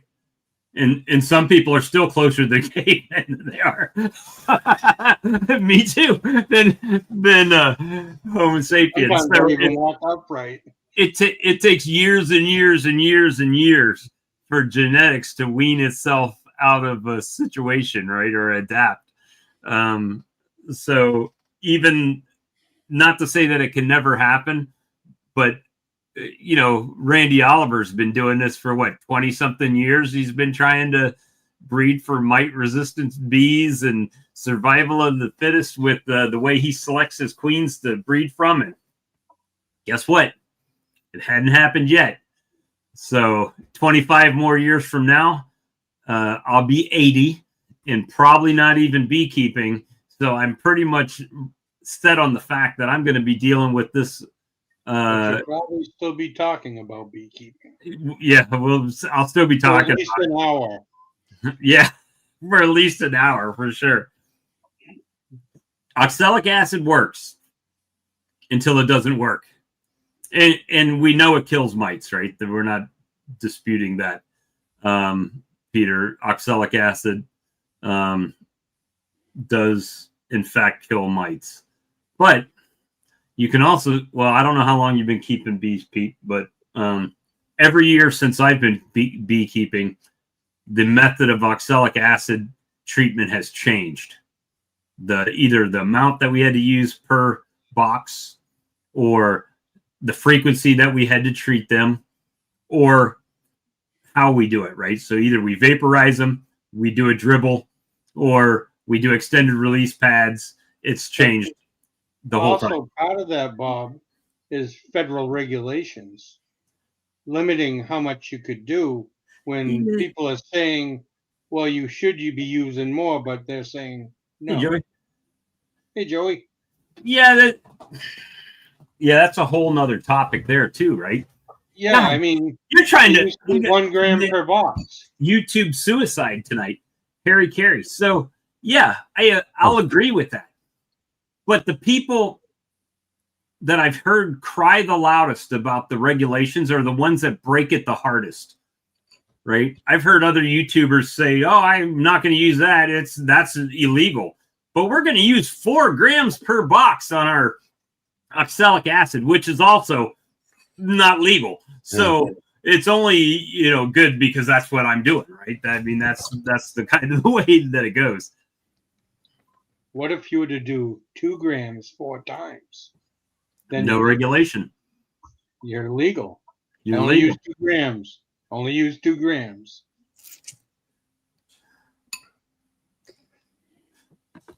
Joey, what you doing? Not too much. Sitting here eating ice cream. What are you doing with a Monopoly man mustache? I was thinking the same thing. Just give him a briefcase and Let me go. Heading to boardwalk. heading to boardwalk. Community chest. What you been up to? Not much. Took a little trip to Texas. Went up there. You ever heard of Canton, Texas, where they have that big flea market? I actually saw something about Canton, Texas today that they're having some kind of market there or some festival coming up. I see Sandy right there. I hadn't gotten to see them since they sent me something. I wanted to show it right here. Canton Trade Days.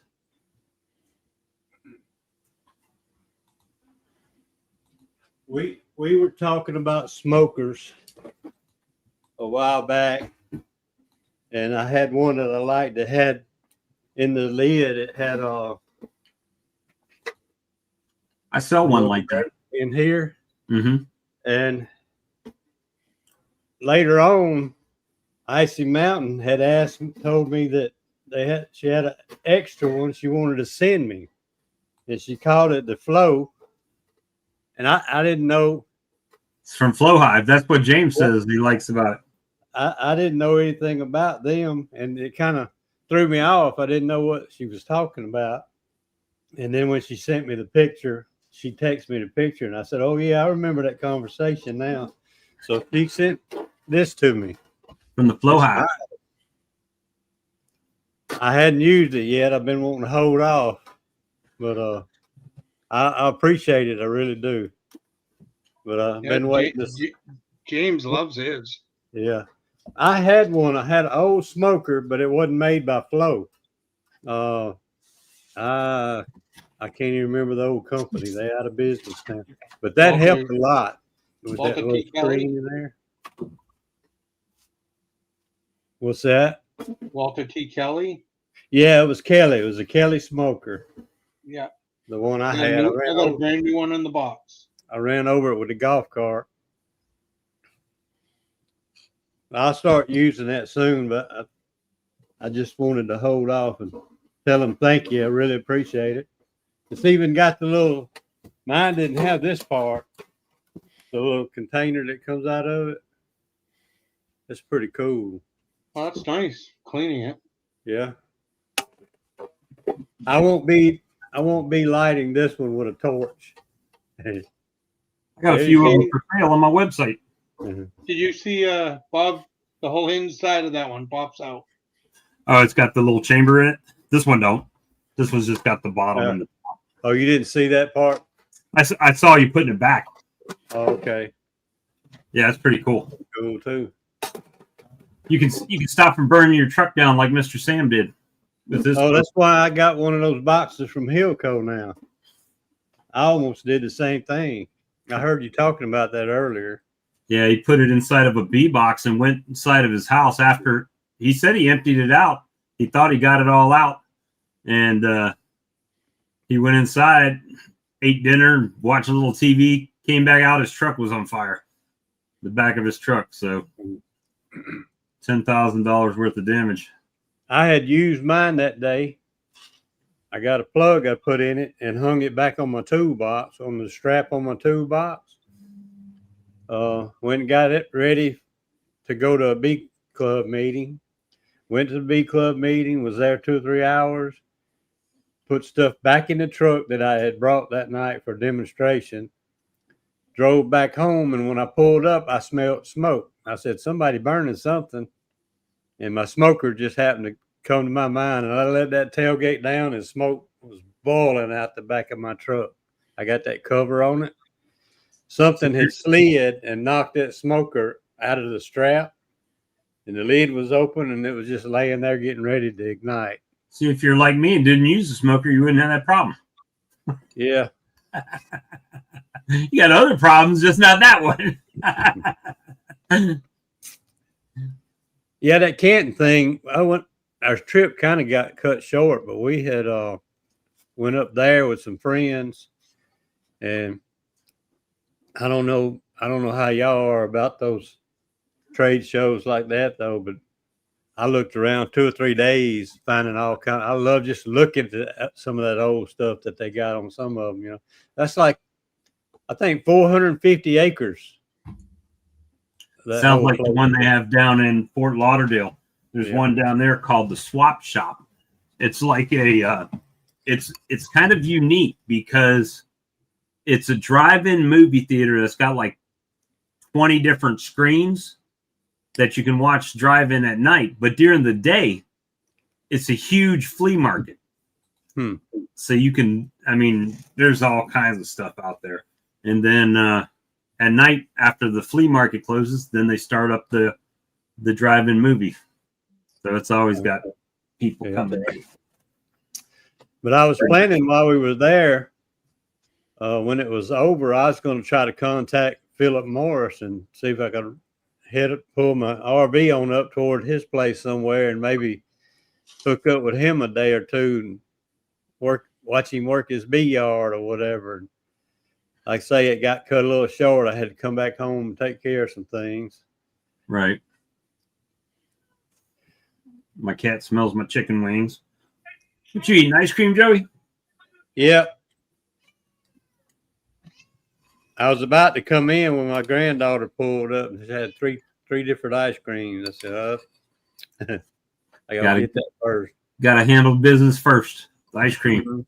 Mm-hmm. So what you got going on bee-wise, your area? Just getting ready for winter? I hadn't done anything to them lately. I've been kind of just watching them. And it rained yesterday evening before I got home. And today it was kind of trying to rain this morning, but around noon, they were real busy flying. Every colony was flying full force today. We got a little goldenrod coming in. Yeah, we got some goldenrod here too. So just keeping steady at it. Charlie, you're doing like 3 nights a week now, ain't you? Nah, I got 2, well, Monday and Friday, but I'll come in on yours. The saw you had the Shenandoah Bee Company banner going across the bottom of your screen. I thought Bill was giving you a cutback for advertising. He's trying to sell some product out there at Nobby, but I don't know. See what happens. I thought about this. I thought about doing a pre-order for Apimon for Nobby, but not to have it picked up at the show. Just order and have it shipped to your house. And you would get it before Nobby, but that would stop from having to just tote a bunch of stuff down there, right? May not be worth it because people buy like, oh, I just want 1 pack. You know, well, that's not going to be really worth it. So it would have to be like bulk type of shipment, cases or something. And so Joey, are you trying to invent some new mustache wax? No, I've got some, but I don't think I've ever seen you have a big handlebars. Yeah, I just started just letting them grow. It don't even have no wax on it right now. No. Oh, I don't know. We'll see what he was, you know, doing the Navi thing. I threw that on there for some reason. The my cat is aggravating me. Second time tonight. Yeah, I kicked it out the first time, but then after my wife brought me the Zaxby, decided it wanted to come sniff some chicken wings. That's all any of my cats ever done is aggravate me. And I name every one of them stupid. So Sandy said, so Joey, what flavor was the ice cream? Vanilla. Can't go wrong with vanilla ice cream. I started to put a little chocolate syrup on it, but I left it vanilla. Let me see. Well, it's about 10 minutes to 10. And our topics have seemed to slow down a bit. Nobody's talking. Only Bob. Yeah, I come in and messed it up. No, you're fine. We were just ranting, and I was ranting and raving about different things. Mike was trying to get me to step off the ledge. We're getting you in practice for For your 1 hour. I can go an hour. I'm just gonna have to figure out how many slides that is, right? How long do I interject in between slides to do a whole hour? So it'd be. How are your bees doing, Bob? As far as Collins, had lost any, or you just... Yeah, I lost. I mean, I lost some, but I already knew they were probably going to go because as soon as I pulled the honey, they started kind of shrinking already. Like the queen started failing, and she was lost cause, so they just died out, you know. And but the ones that I've been feeding regularly and everything, they're doing good. A couple of them I haven't put any feed on, and they've got honey in stores and everything, and they're doing good. I need to go out to the out yard. Both of them, actually. I know the 3 in Lexington are doing good. The 7 or 8 that I have out here in Eastover, I got to check them. The one cutout. So, like when I did that bee removal on Labor Day, there was 2 colonies in the side of the building. The first one I took out was the smaller of the 2. That went to the out yard. I don't know that I got the queen with that one. I've seen the queen in this one here. So I don't. What I did notice when I did check it last time, I was pulling the frames doing an inspection. I didn't see a queen, but I saw a cell that had hashed out. So it might have had a virgin queen, or trying to get mated may not have happened. So I have to go check and see what's going on in that one. It might not even be there anymore at this point because it's been a few weeks. Hey, Jared, and we'll check that out. But it looks like I will be going to the show in Virginia. I believe that's next month. And no, it's the end of this month. I'll be going to the show in Virginia, and then I'll be doing the thing here in November. And who knows what's coming up in between now and then. And so you're going down to... I think it's in Whiteville, Whiteville. Whiteville, however you say it. It's off of 77 to that show. 81. I need to go 77, 81 south. Yeah. I need to go down to Florida, but Hey, Jared. Florida is one of those things. Like, I've got a list of registered beekeepers in the state of Florida. But on the list, only like 5 or 6 of them are actually in Florida. It's like other beekeepers that have hives that they overwinter in Florida, so they have to register them there as well. So you just don't know if they're actually there or not there or what. So it's definitely been a learning curve. Just calling people out of the blue is kind of difficult anyway. If people are busy, especially if they've got 1,000 hives in there in Florida. They're working them. Now, DC wants to know a warming cabinet video. I've got one. I use a refrigerator with a heat lamp Same as me. and all that That's one. right there. That's I got other. mine, you know, Sandy and DC. You can go back in one of my early videos. I have it's a hot box, as I call it. Yeah. I can put 3 buckets of honey in there. I got a Inkbird controller along with a heat lamp and with a fan, and I got a fan in there now, which keeps the air circulated around. I got a fan too, but it only comes on when the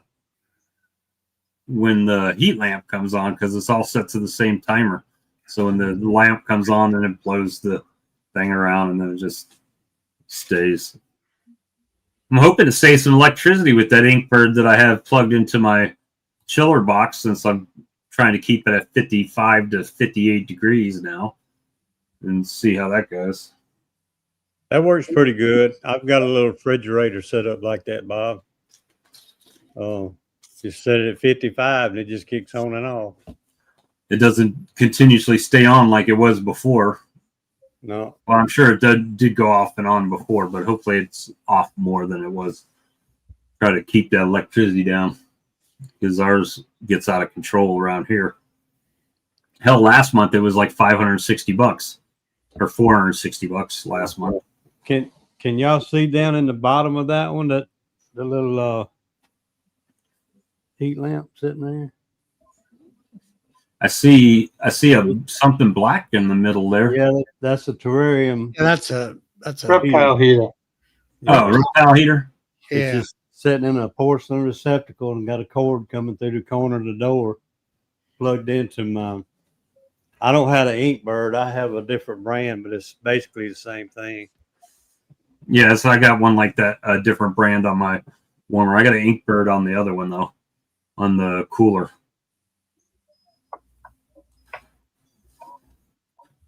But yeah, it's a lot. People, when you start beekeeping, you don't think about all that stuff, do you? No. Oh, get a couple hives. Oh, look at here. Look who we got popping in now. Date night must be over. Jen let you back in the house when you dropped your date off? Yeah. Yep. Yeah, we went out to eat and then went to Target. So she was shopping and I'm like listening along, pushing the cart while we're at Target. How's everyone doing tonight? Doing good, man. Doing good. Can't Good. complain. Glad Just I got on before you guys shut down. I'm gonna go turn on the light behind me because I think my wife turned it on. Just keeping you in the dark. She didn't Yeah, want right. us to see what was about to happen to you. Yeah. Hey, Brian, I wanted to tell you, I've been watching a lot of your speakers, and you do a fantastic job. Thank you, Mike. It's been a lot of fun. I really enjoy it. I like the questions you ask and how you run the whole show. Appreciate it. I've got to work on my production quality. I don't like have the intro video or anything like that. So I Doesn't matter. appreciate that feedback. It's the content I'm after, and you've had some good speakers, and Who else should I have, Mike? Who would you like me to interview? oh, I don't know. Just kidding. Yeah. Just kidding. Well, if you guys have ideas, first of all, thank you, Mike. I really appreciate it. That's been one of the most fun things that I've gotten to do with the CSBA. Have you ever talked to Zach Lamas? No, that'd be a good one. Yeah, he spoke at one of our spring meetings, and Okay. he's done a lot of work with Troy Hall, Michael Palmer, and Okay. he's from up that way. Yeah, he was one of our keynote speakers. This was the year I was sick, so couldn't go. But that was the year he was really focused on his drone research, and he was trying to get everybody to count mites on drones and all that kind of stuff. So I missed meeting him that year, but he would be a really good speaker for sure. But man, that's been like a dream come true, Mike. I get to call up people and be like, "Hey, can I interview you?" and then I get to let them talk and then ask them all the questions I want to ask them. It's so fun. Let me tell Michael you. Palmer would be good too. Yeah. Yeah. I have But his I home. like that idea of Zach Lamas and thinking about like, because I know he's from that area and there's a lot Yeah, of those. I heard you guys talking about mite resistance a little bit earlier. I know there's a yeah. lot of No, guys that was me working on. rambling. Yeah. Yeah. I But good. I did a harbor with Troy Hall, Hmm. kind of like in the state of New Hampshire got a grant. The New Hampshire beekeepers got a grant, and one or two people from every club were able to go and then come back and do a presentation. I went Nice. up a day early and helped Troy pull brood, Mark brood. We did mite washes. It was amazing. You know, these all came out of 1 yard. We pulled 22 frames of brood and did a mite wash on them, and just amazing how much the mites varied. Anywhere from 1 to 30 plus. Wow. Well, we did something similar, Mike. We went to Corey's place this Yeah, I knew summer. you were So going to Corey's. yeah, so again, through the sustainability committee, I organized a field trip and 7 of us went to Corey's, spent 2 days with them there, learned how to do I'd known how to do the Harbo assay from all It, the it's videos and it's not everything. that hard. It's not, but having Corey there to be like, is this right? Is this what I'm seeing? So after Yeah, that first frame of 100 cells that I opened, like that one was my learning curve. After that, I knew exactly what I was looking for because most of it was like, am I really seeing nothing? Right? Because with a lot yeah. of his, you're opening a cell, there's nothing. Opening a cell, there's nothing. Opening a cell, there's nothing. And you want to verify that. Finally, you hit a cell, and if there's a whole family in there, you see it immediately. And then But sometimes you see just that foundress mite too. yeah, And that was the thing that surprised me the most. How many were the non-reproductive that we saw in Corey's bees? That and what'd you see as far as that goes? well, he actually Corey had a queen in that apiary, and Yeah. it pulled a 4. Mhm. Uh, and but what amazed me is like the frask, you know, the mite droppings. If it's a foundress with uh, family, the frask is at 2 or 10. If it's an unproductive mite, it can be anywhere on the bee, at the Yep. bottom. But Yep. you know, as soon as you pull it out and you see frask at the top, you got to start looking. Yep. So Mike, I went home and like I went into 1 yard and I pulled out a frame and it was a frame full of drone brood. And it was like beginning of September at that point.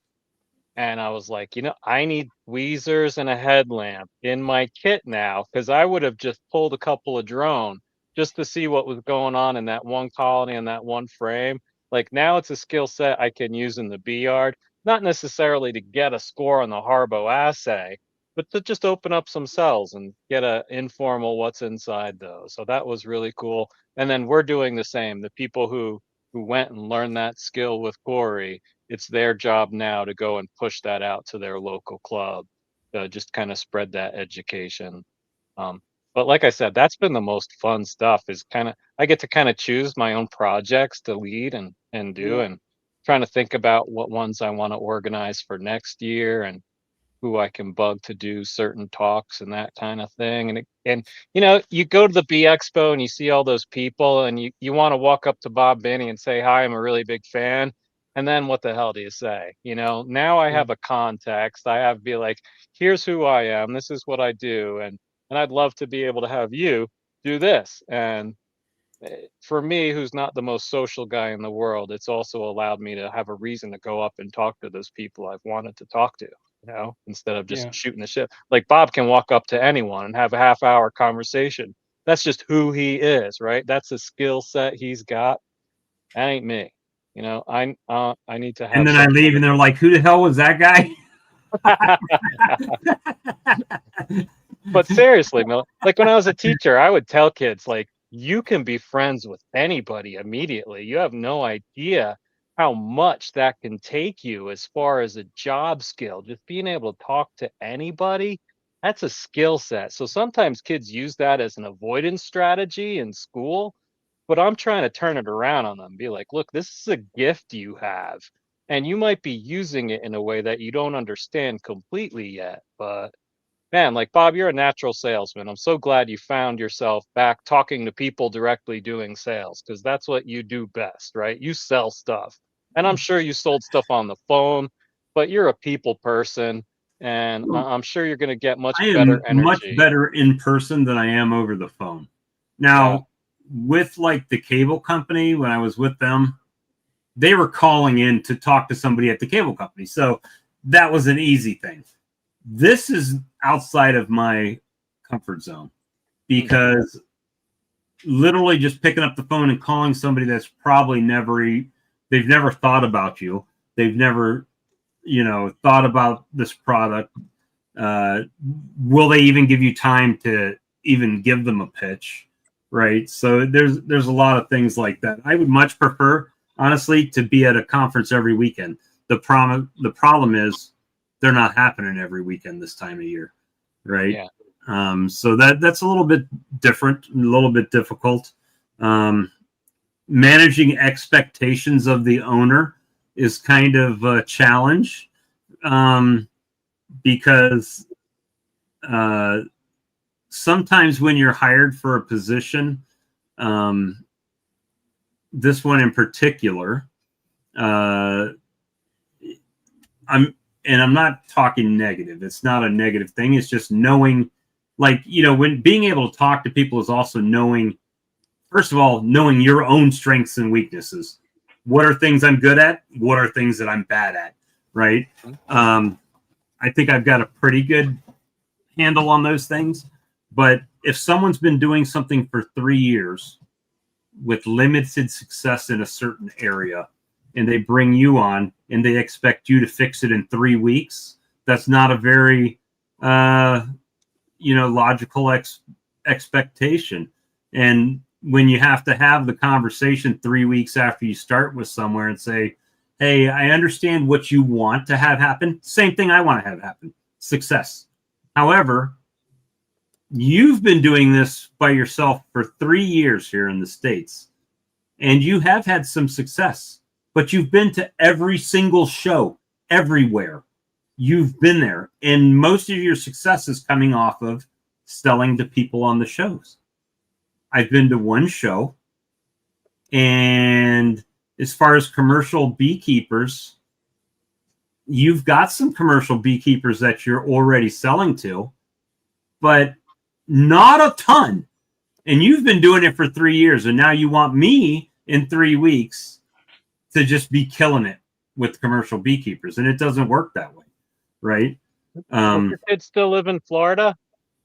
What's that? Does your kids still live in Florida? No, my brother does though, but he's down in West Palm Beach. So are you gonna go to 12 Tampa hours. Bay? Tampa? The American Honey, yeah, the American Honey Producers Association shows in Tampa Bay the first week in December. That's where the commercial guys are going to be if you're looking for commercial connections. Well, that's where I need to be then, for sure. But when I was hired, I was told we're going to go to these places and we're going to go each by each, one by one, right? We're going to go one by one to these commercial beekeepers. And then 2 weeks after I start with the company, goes to Turkey for 2 months. So I'm sitting here, well, I've got a company card, but it doesn't have my name on it. So I can't just show up somewhere and say I want to use this card to book a room or pay for something. And first of all, I don't feel comfortable. Brian, if I worked for you and you gave me a company credit card, doesn't mean I'm going to go and start booking a bunch of hotels and flights and cars and shows, because that's your money. It's not my money, right? So I don't know what my limitation is for expense. And I'm not willing to do that on somebody else's dime, right? Even business cards. He's like, well, you can get business cards. Well, I wanted to expedite them because I need them here so I can start doing what I need to do now. and I didn't have his permission to get them overnighted, but so I paid for them myself. I just bought the cards myself and figured it would work its way out in the long run, right? Because I'm not trying to spend anybody else's money, right? And so there's growing pains and things that got language barriers and things like that have to be overcome, but we're working on them. You know, I saw a video today, which I thought was so cool. He had this Viagra and Beneral at Appomondia in 2017 in Turkey. And it was a doctor of apiculture. I don't know what country he was from, but it was on YouTube. And they interviewed him at Appomondia in 2017. And these products were there. So they've been around. They just haven't been here, right? And so that's the whole thing. I mean, that's the reason I was asked to speak at the Lexington County Beekeepers Association, was about these products, because she bought some and she's had great luck with it. And she wanted me to talk about that. But I can't talk about that for an hour, right? So yeah. I had a discussion with her and said, yes, I will talk about that, obviously.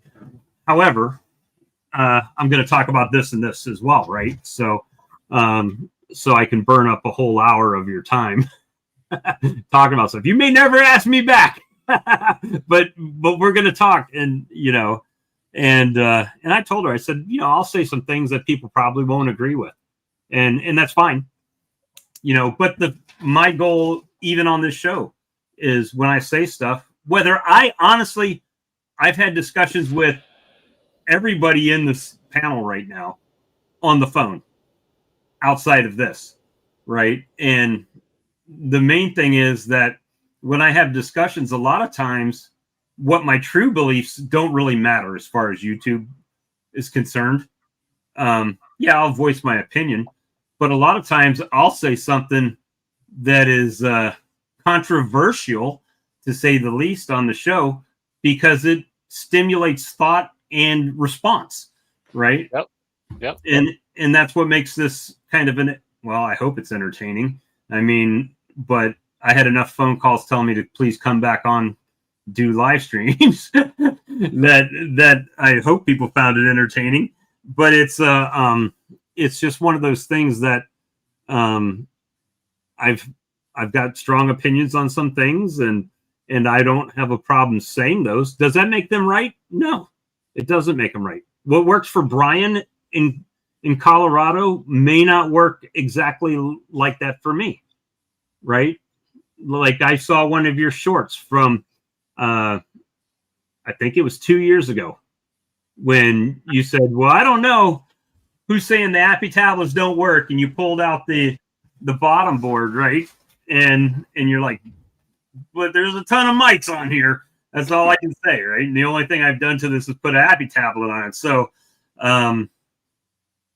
you know, but then I have other people that I've talked to that swear, oh, people don't want that because they just propolize that up.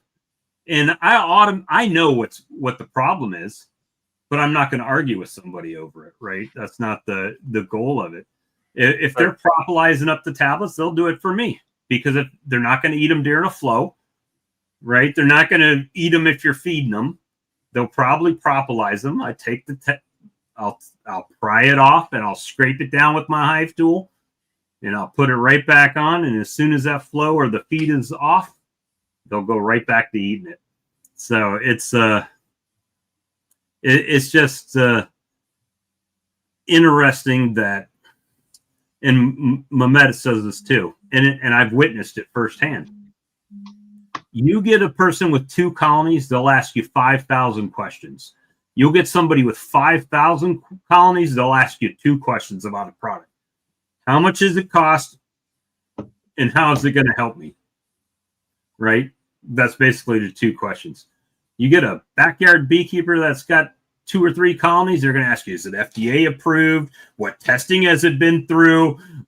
Where's the scientific evidence behind it? You know, it's like this whole big, long thing. And it's like, I understand you want the knowledge, But there's people out there right now that are doing things that are illegal in their colonies, that are using illegal chemicals from Mexico to treat their colonies against Varroa, and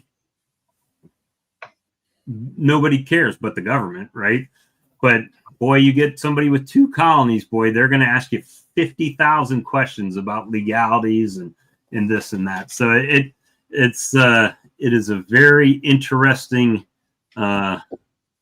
Sometimes it goes the other way too, Bob. That person with 2 colonies is going to tell everybody else they're doing it wrong. Yeah. Yeah.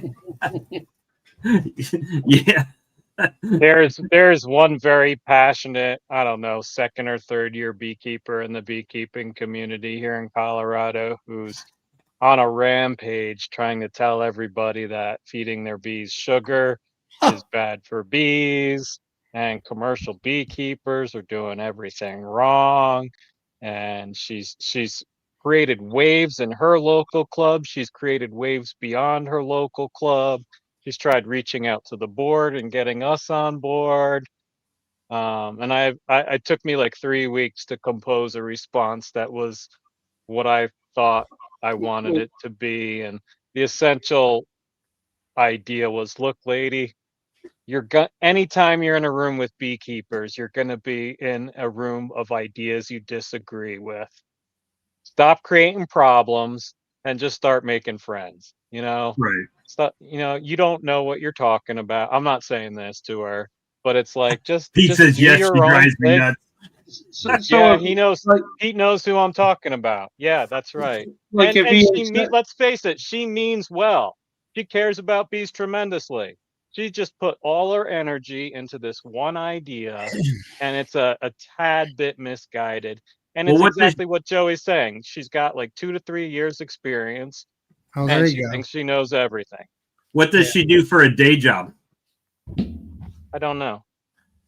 It's not beekeeping, right? Yeah. Brian, it's like 10, 15 years ago, the clubs were bashing the commercial beekeepers. Oh, they're moving bees across the country that are stressing the bees out to go to almonds. Oh, they're replacing. They won't let them queens live. They'll kill them and put new queens in every year. And and on things like that. And now after, here in the last 2 years, like, oh, now I understand why they're putting queens in every year. They're trying to get that hive to produce as much honey as possible. And the only way to get that done is to have a fresh queen in there. Well, and then down to that's where their money is made. Exactly. They're trying This to make lady a living. has probably less than 10 colonies, probably.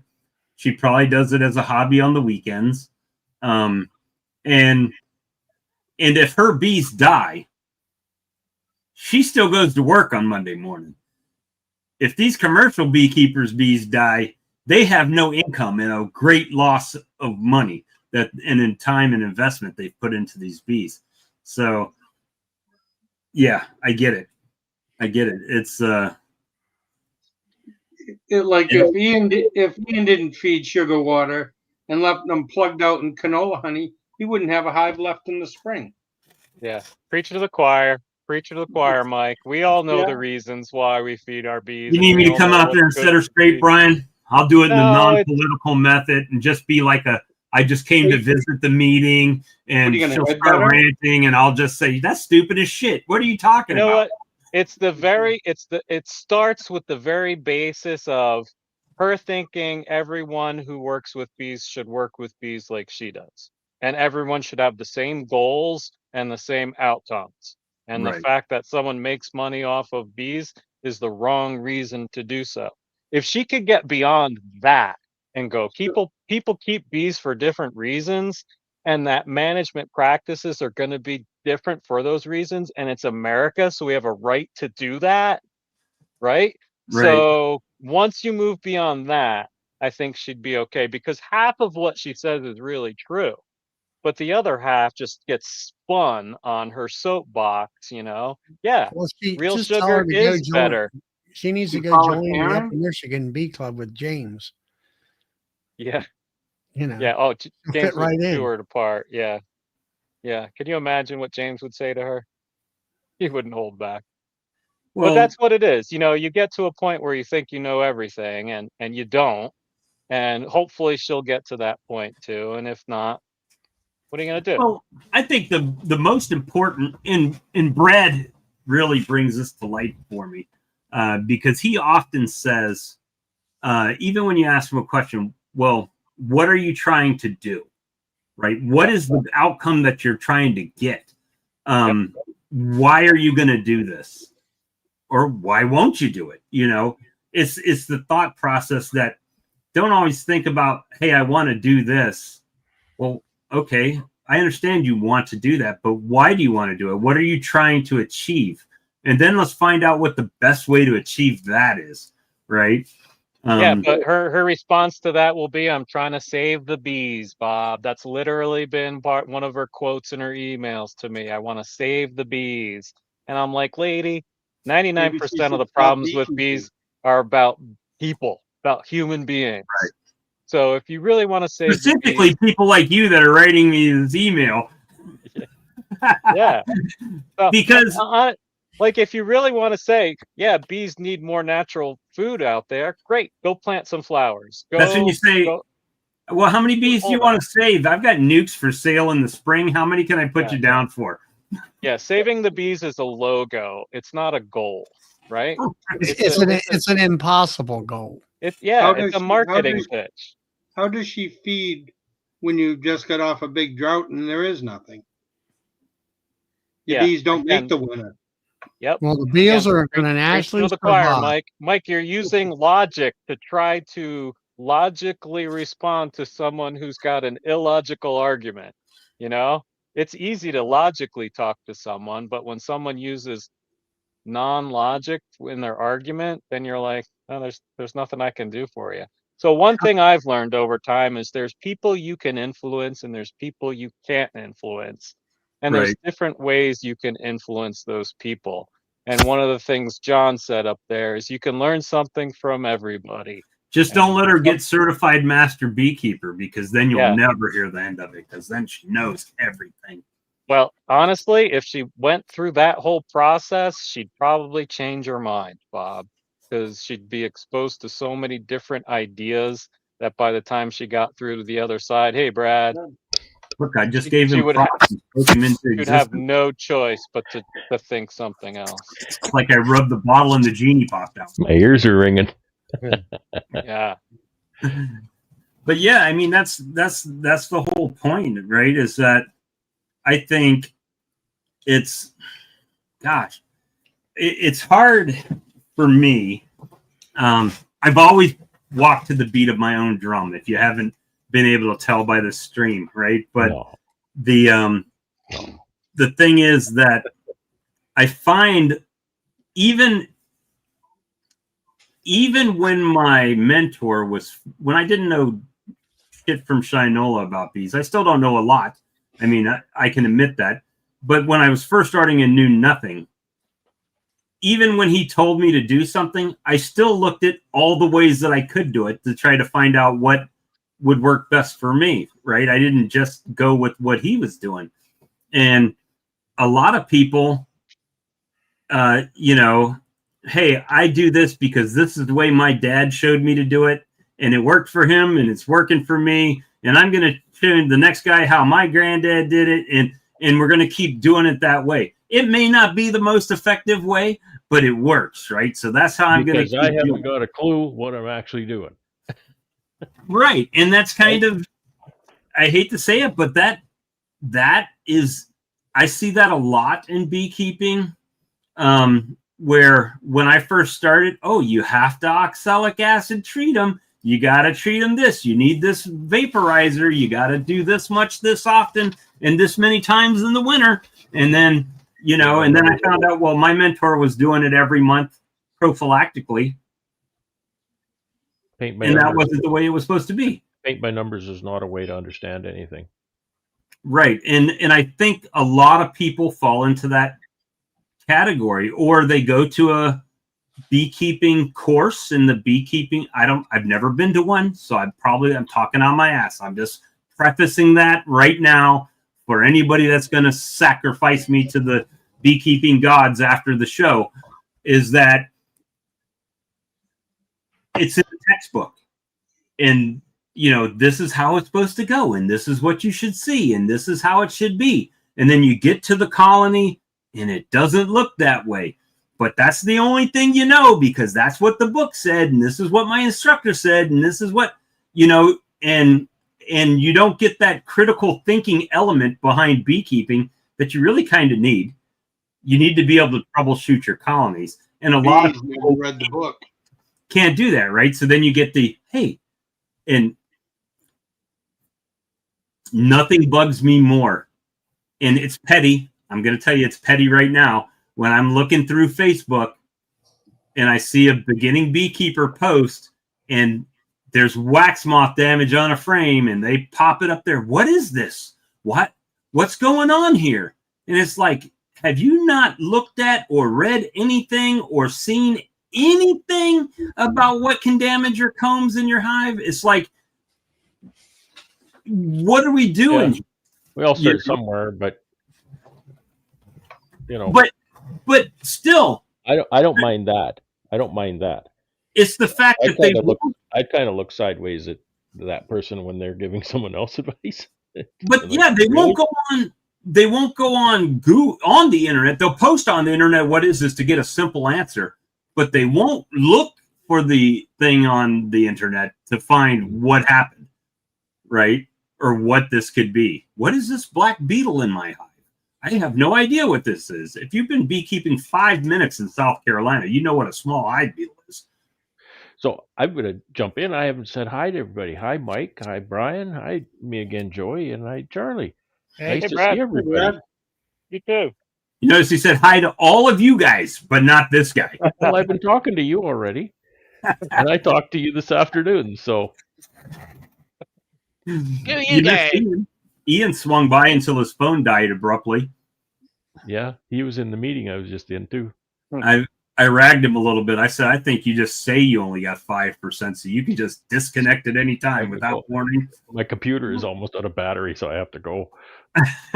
Click. It's a Tesla computer. Tesla computer.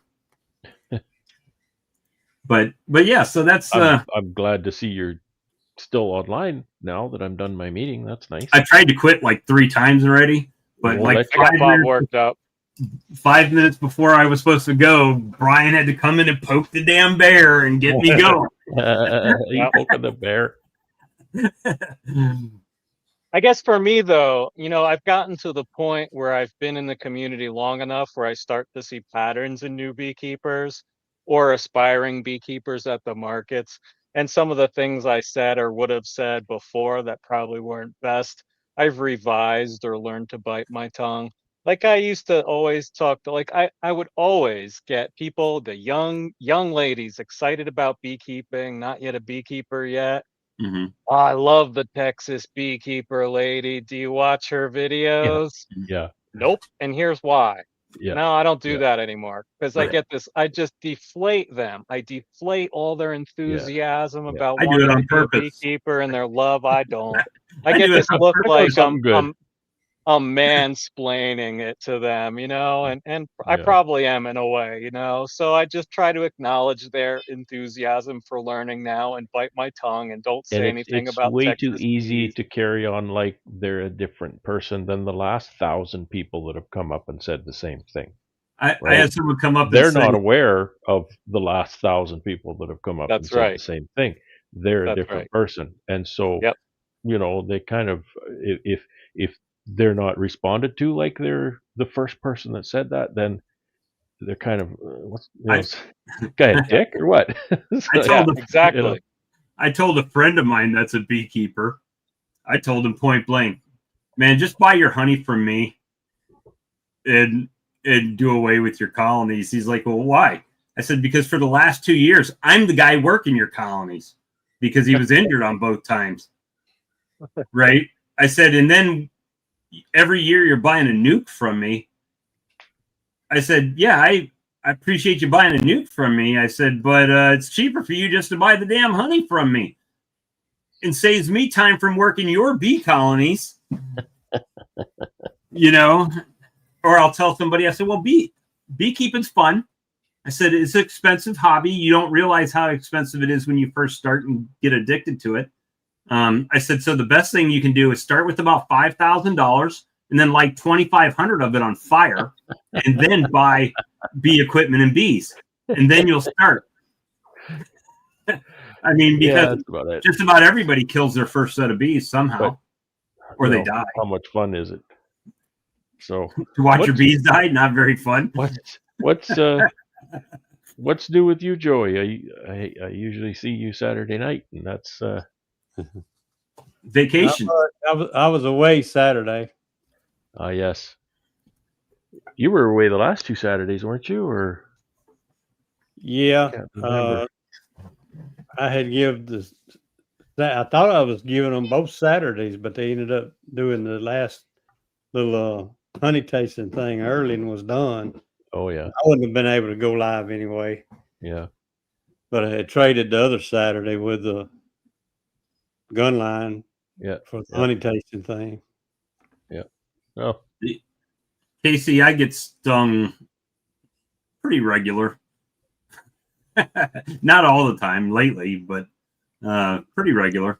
I don't think I got stung today. I was working my bees, but it wasn't very warm, so there wasn't very many flying. I was not working the bees. I was just treating oxalic acid. Oh, I got a vaporizer that you guys got to see. You watch my video on Saturday. Cool. Wow, it's really awesome. He's got a high vaporizer to bee ratio right now. I actually do. Actually, yeah, I got too many. You know, this is funny. Both of you guys are on here. I get so much enjoyment on Saturday morning, getting ready for the market, driving to the market when it's dark now and setting up, listening to your guys' videos. So I really appreciate both of you guys, Joey and Thanks, Brad, buddy. putting out your videos. Every Saturday morning. If they're the kind I can listen to and I don't have to watch, I'm always listening to them that morning. If I have to go back and watch, because some are just talky videos and some you have to watch. So you like it when I just talk and talk and talk and talk so much? I like do, because I'm doing something else in the meantime. You know what I mean? I can't stop and watch the whole time. So Brad's been on to me for the really most part of the year those. to start a podcast. And I've been fighting it tooth and nail. Why? Yeah, that's true, Mark.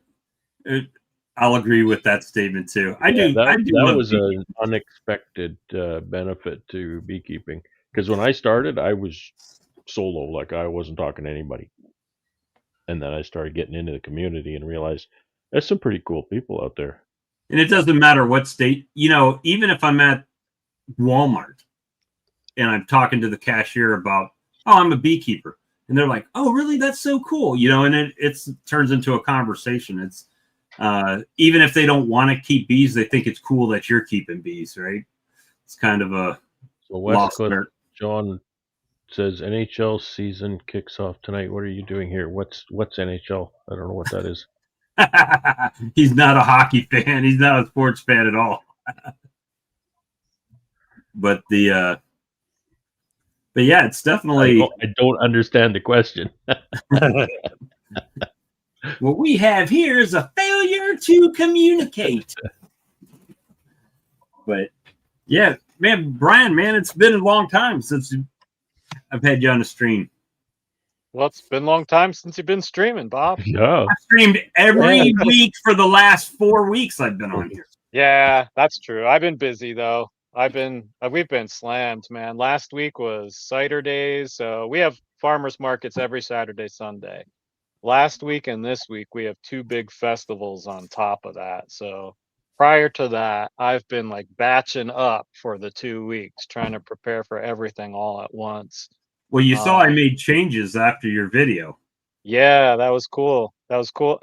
You know what? The only bummer I have about those videos is I feel like half of the views I get on them are from you guys and not Colorado beekeepers, and it's for everybody, don't get me wrong, but I want to be able to have much more of a local impact.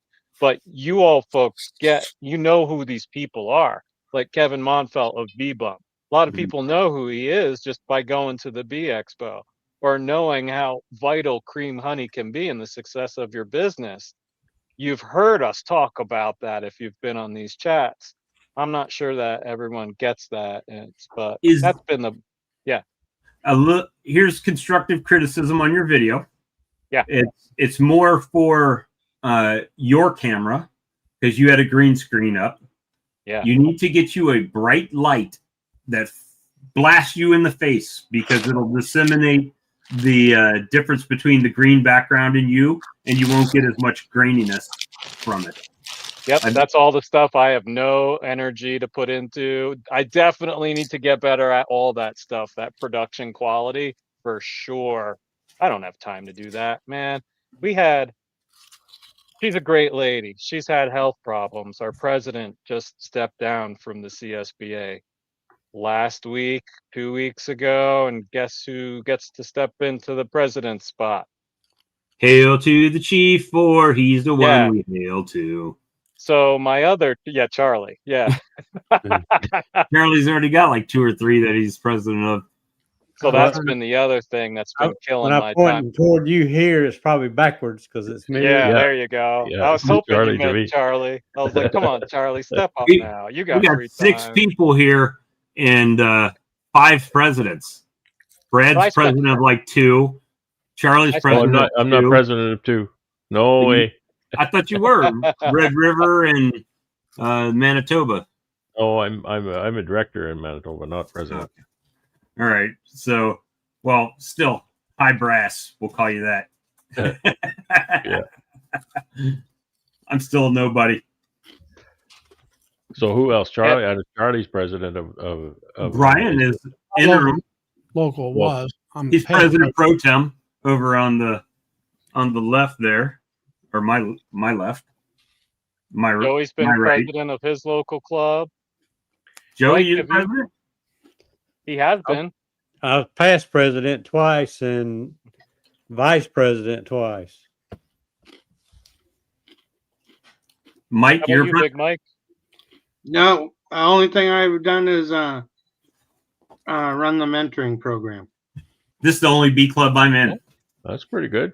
The YouTube Bee Club of America. My friend Rick in Canada. And with your help, Brad, you gave us North America. We'll say that. Your mentoring program. We worked on that a little bit together, didn't we? Yes, we did, and thank you. Yeah. Yeah. Well, it wasn't me. I kind of. No, you got me the information, and yeah, it worked out good. And the first couple of years, it didn't do anything, and then we just asked people to sign up, mentors to sign up, and we paired them up. All right. I had 3 this year. This will be the first meeting of the North American Beekeeping Federation right here. We got Canada and the United States represented. We had another Canadian earlier, so everybody send their dues. International Brotherhood of Beekeepers. Yeah. The Possum Lodge of Beekeeping. The secret handshake is actually the waggle dance. The waggle dance. Yeah, it's a good one. Brian, how did you like your Maxon capping spinner? I'm still learning how to use it. I haven't used it in quite a bit, actually. I have a buddy who uncaps his frames right into it, and he loves it. Which spinner you got? The Maxant Mini one. Maxant Mini, yeah. Yeah, so I have an uncapping tank. I've uncapped all my uncappings into that tank. I've let them drain out. So I started using it by taking those cappings out and putting them into the spinner, but I didn't really get much honey out of it because it was sitting in that uncapping tank, but it still felt pretty damp.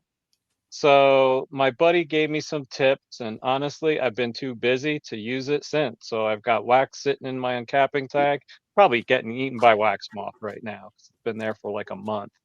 but Mine I'm generate still fruit figuring fly. it out. Yeah. Did He yours told me to come with? take off. Yeah. No, go ahead. Told you to take off My buddy told me to take off the mat thing that's in that the goes window around. screen. I was going to ask you if yours came with that window screen thing. Yeah, it came Yeah, with something like that, and he told yeah, me to just get rid of it completely. Don't use it at all. yeah. Well, it depends on kind of what you're doing. There's not much wax gets through just the basket, right? Yeah, You don't need to use the screen to get fairly clean honey. yeah, And if you had super wet honey with just a little bit of wax in it, then I think you could probably use that screen to clean it up. But yeah, I never yeah. use it. Mine sits in the cupboard. I got So honestly, the verdict's still out. One thing I know I'm gonna do, like I have like 18 frames sitting in my honey shed. I manage honey for some guy who's been out of town for months.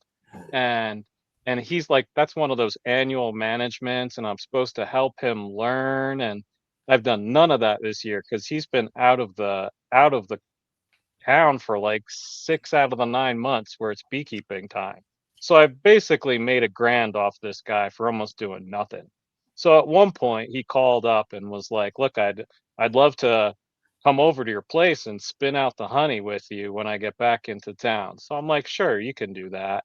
And with his, I'm just going to uncap right into that spinner. So Yeah, his honey will be separate.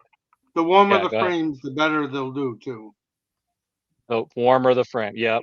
Yep. So I've got to warm them up at some point because Yeah, because starting to get cold I here. borrowed a friend's last year and just put my cappings in, but we had a drought, so my honey was at 14, 13. So it Yeah. was pretty much like molasses, and Yeah.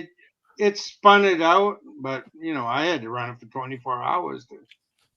And our honey here is so dry too. I'm sure that's one of the problems I'm coming across is that low moisture content. And that's the same thing. Like I could run it for 2 hours and I'm like, well, how much am I getting out of this? Is it worth it? I really don't know.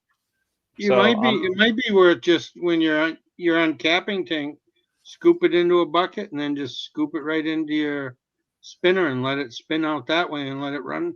You can let it run for hours. They're pretty steady. yeah. I let them run overnight. Okay. Oh, wow. Yeah. Well, my honey was, like I said, it was not much different than glue. Yeah. I had Oh yeah. a batch in mine, and I let it run, and then I don't know, I think came in the house or something, and I got doing something else. I'm a little ADD that way, and it ran for quite a few hours, and I went out there and it was like dust. It was really dry, so that worked really well. That's what I was expecting, Brad. I've watched Jeff Horchoff's video and you see the flaky, dry wax, and I was like, that's not what I'm getting out of it How yet. much are you putting in? Because you can't have very much of a layer against the screen. That's what I'm trying to figure out too, is Yeah. where's that sweet spot and how fast you feed it and how much you can put it in there until you Like I max would it say, out. if you're putting it in there, make sure you crumble it as best you can. Like break it up best you can when you put Yeah. it in there, Yeah. So and I it'll still have the poorly thing on distribute. top and it's still going through the metal grate, right? Yeah, So it's not yeah. getting broken up like you're describing. So maybe I'll do that. Just Because get some. any clump of wax is going to have honey inside it, and Yeah. that's not necessarily going to break down when it gets in the Right. machine. Yeah, So you that's a need good to point. expose all the honey Yeah. to get it to go through there. And once there's wax all the way around that basket, um, a lot more honey is not going to go through that. So about how many frames worth would you uncap into that before saying it's full? Could you I'm give using a an senior, estimate? so it's a very He's got the big one. Oh, yeah, okay, never mind then. Yeah. But you go all day, don't you? well. I'll go all day, but that's not that many. That's not that many frames. I don't know what if I could guess how many frames that is. That'd be probably, I don't know. It might be 100 frames in the senior, but it's an automatic uncapper, so there's a lot of cappings goes through it, and a lot of honey. So it's Okay. really wet was in there. And yours are all deeps for the most part. Right. That's 100 deeps. And Yeah. so I think the volume of the honey going into it helps the wax to kind of break up and distribute through the spinner. I know sometimes you'll be uncapping and the spinner gets unbalanced. Yeah. And it does fix itself because it's actually the honey that is heavy and it makes it unbalanced. Mm.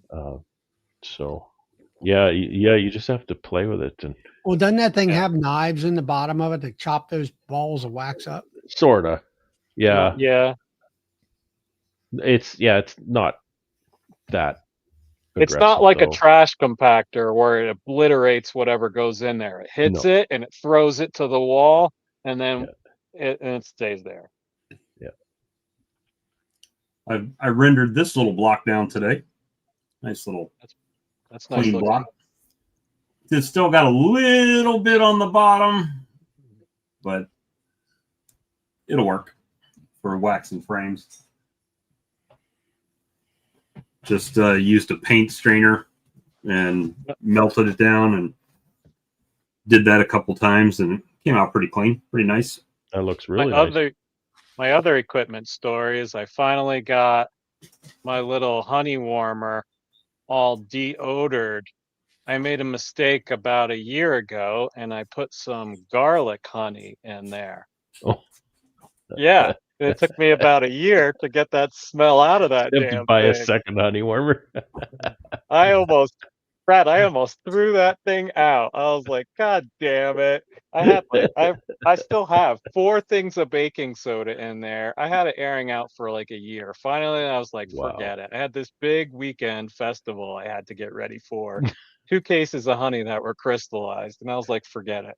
Just gonna put it in there. Take them to the show. My wife didn't say anything. Not a single customer said anything because I can still smell it. You know why?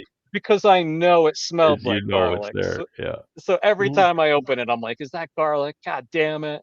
But I brought it and no one said anything. So it's back in business. Only took like a year to air out. Charlie, you're quiet over there. But that's one for laziness, though, because I was too lazy to throw it out. Now it's good again. I was trying to find a book thing that somebody, you were about beekeeping and you know what they learned at the beekeeping thing. Some guy wrote a book. He said he listened to all the things at the beekeeping club and his hives were dying and all that kind of stuff. Oh yeah, I saw that thing. Yeah. Then he wrote a book to sell you to what do you call it? I don't know what it was, treatment free or what it was. Yeah. Well, we've been going for almost 3 hours now. I just looked over at my weather station here. It's -1. -1. Below freezing right now. Is that first time for you this year? I'm not sure. It might have been cold. Ian said it got down cold last night. It was 1 here last night, and it's just -1 now. So that's the season, right? That's what happens. All right, guys. Well, it's happened like 59 times in the past, I could say for sure. I think I'm going to go ahead and stop the live stream. You guys obviously can hang around back here if you choose to. And I'm going to say good night to all the 45 that are still hanging out with us. And we appreciate you guys and hope you come back next Tuesday night. And God willing, we'll be back live next Tuesday night. So good night, everyone, and we'll see you on the next stream. Nice to see everybody. Good night all.